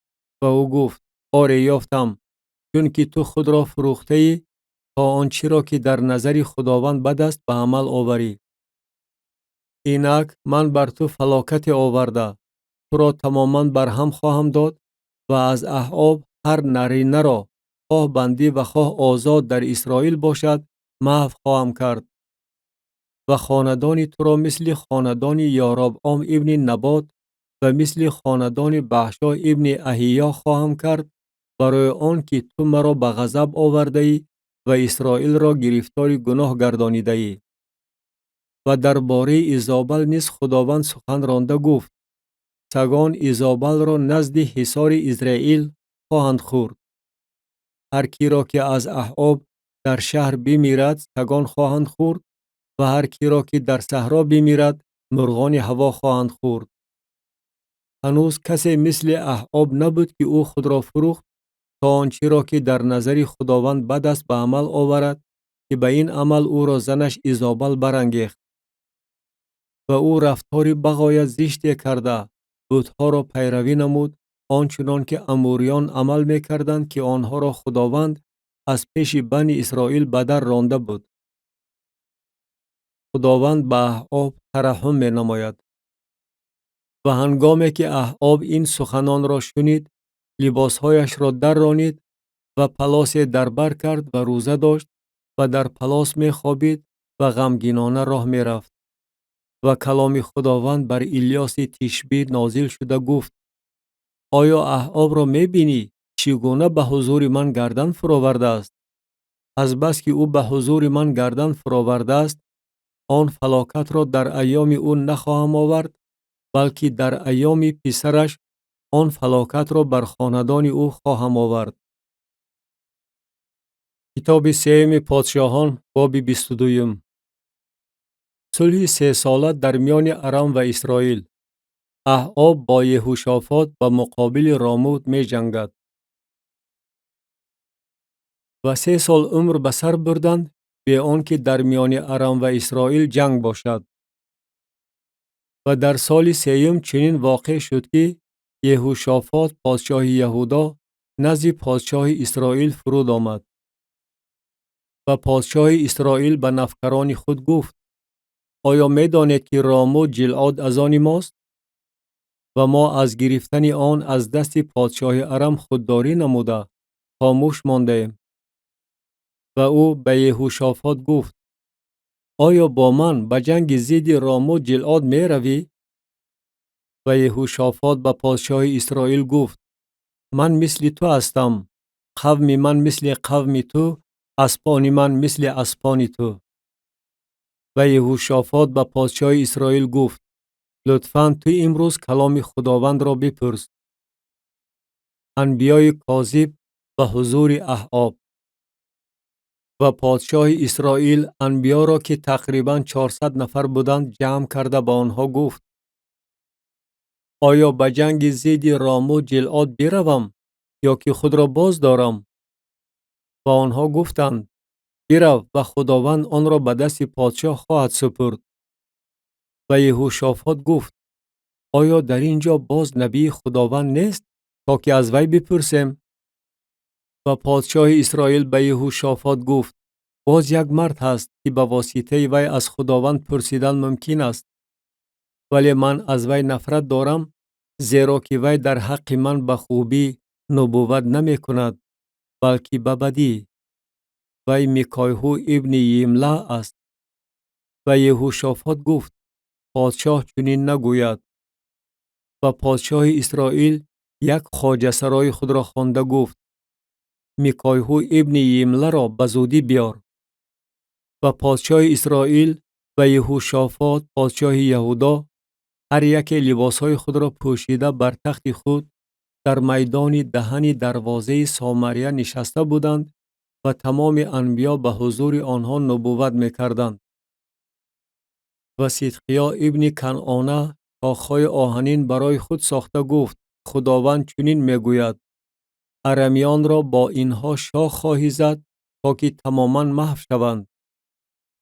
و تمام انبیا همین طور نبوت کرده می گفتند: و راموت گیلعاد برو و کامیاب شو، چون که خداوند آن را به دست پادشاه خواهد سپرد. نبوت میکایهو. و قاصدی که برای خواندن میکایهو رفته بود به وی سخن رانده گفت: اینک انبیا با یک آواز سخنان خوب در حق پادشاه میگویند. بگذار سخن تو نیز مثل سخن یکی از آنها باشد، یعنی تو هم سخن خوب بگوی. و میکایهو گفت: قسم به حیات خداوند که آنچه خداوند به من بگوید همان را خواهم گفت. و او نزد پادشاه آمد و پادشاه به او گفت: ای میکایهو، آیا به جنگ ضد رام و جلعاد برویم یا که خود را باز داریم؟ و او به وی گفت به رام و جلعاد برو و کامیاب شو، چون که خداوند آن را به دست پادشاه خواهد سپرد. و پادشاه به او گفت چند مراتبه من تو را قسم بدهم که به اسم خداوند غیر از آن چی راست است به من نگویی؟ و او گفت تمام اسرائیل را مثل رمه‌ای که چوپان ندارد بر کوه‌ها پراکنده دیدم. و خداوند گفت اینها صاحب ندارند، پس بگذار هر یک به خانه خود به سلامتی برگردند. و پادشاه اسرائیل به یهوشافات گفت آیا به تو نگفتم که وی در حق من به خوبی نبوت نمی کند بلکه به بدی؟ و او گفت پس کلام خداوند را بشنو. من خداوند را بر تخت خود نشسته دیدم و تمام لشکر آسمان نزد او از طرف راست و از طرف چپ ایستاده بودند. و خداوند گفت کیست که احعاب را راضی کند تا که وی به رام و جلعاد رفته فرو غلطد؟ و یکی این طور گفت و دیگر آن طور گفت. و روح بیرون آمده به حضور خداوند ایستاد و گفت من او را راضی میکنم. و خداوند به وی گفت چگونه؟ وی گفت من بیرون آمده روح کاذب در دهان تمام انبیای او میگردم. و او گفت تو راضی خواهی کرد و نیز موفقیت خواهی یافت، پس بیرون آمده چنین عمل نما. و اینک الحال خداوند روح کاذب در دهان تمام این انبیای تو گذاشته است، ولی خداوند در حق تو سخنی بد گفته است. و صدقیا ابن کنعانه نزدیک آمده میکایهو را ترسکی زد و گفت با کدام راه روح خداوند از من عبور کرده است تا که با تو سخن گوید؟ و میکایهو گفت اینک در آن روزی که تو به حجره داخلی در آمده پنهان شوی این را خواهی دید. و پادشاه اسرائیل گفت میکایهو را بگیر و او را نزد امون حاکم شهر و یوآش پسر پادشاه برگردان و بگوی پادشاه چنین میگوید این را در زندان بیاندازید و نان کم و آب کم و را بخورانید تا دمی که من به سلامتی برگردم. و میکایهو گفت اگر تو به سلامتی برگردی خداوند به واسطه من سخن نگفته باشد. و گفت بشنوید همه قوم ها، احعاب در حرب و ضرب نزد رام و جلعاد به هلاکت می رسد. و پادشاه اسرائیل و یهوشافات پادشاه یهودا و رام و جلعاد رفتند. و پادشاه اسرائیل به یهوشافات گفت من لباس دیگر پوشیده به جنگ می درایم، ولیکن تو لباس خود را بپوش. و پادشاه اسرائیل لباس دیگر پوشیده به جنگ درآمد. و پادشاه ارم و سرداران عرابه هایش که 32 نفر بودند امر فرموده گفت نه با خرده و نه با کلانه، بلکه تنها با پادشاه اسرائیل جنگ کنید. و هنگامی که سرداران عرابه ها یهوشافات را دیدند گفتند یقینا پادشاه اسرائیل همین است و دویدند تا که با او جنگ کنند. و یهوشافات فریاد زد. و چون سرداران عرابه ها دیدند که او پادشاه اسرائیل نیست از او دور شدند. و کسی زیه کمانش را تصادفاً کشیده پادشاه اسرائیل را از میان کوک های جفشنش زد. و او به عرابه کش خود گفت جلو را گردانیده مرا از میدان جنگ بیرون برار، زیرا که زخمی شدم. و در آن روز جنگ اوج گرفت و پادشاه را در عرابه‌اش در رو بروی ارمیان و پا خیزانیده نگاه می داشتند. و بیگاهی روزی او مرد و خون جراحتش به درون عرابه ریخت. و در وقت غروب آفتاب در لشکرگاه بانگ زده گفتند هر کس به شهر خود و هر کس به سرزمین خود برود. و پادشاه مرد و او را به سامریه آوردند و پادشاه را در سامریه دفن کردند. و عرابه را در حوض سامریه در جایی که فاحشگان غسل می‌کردند شستند و سگان خونش را لیسیدند بر طبق کلامی که خداوند گفته بود. و بقیه اعمال احعاب و هرچی او کرد و خانه عاجی که او بنا نمود و همه شهرهایی که او بنا نمود در کتاب وقایع نامه پادشاهان اسرائیل نوشته شده است.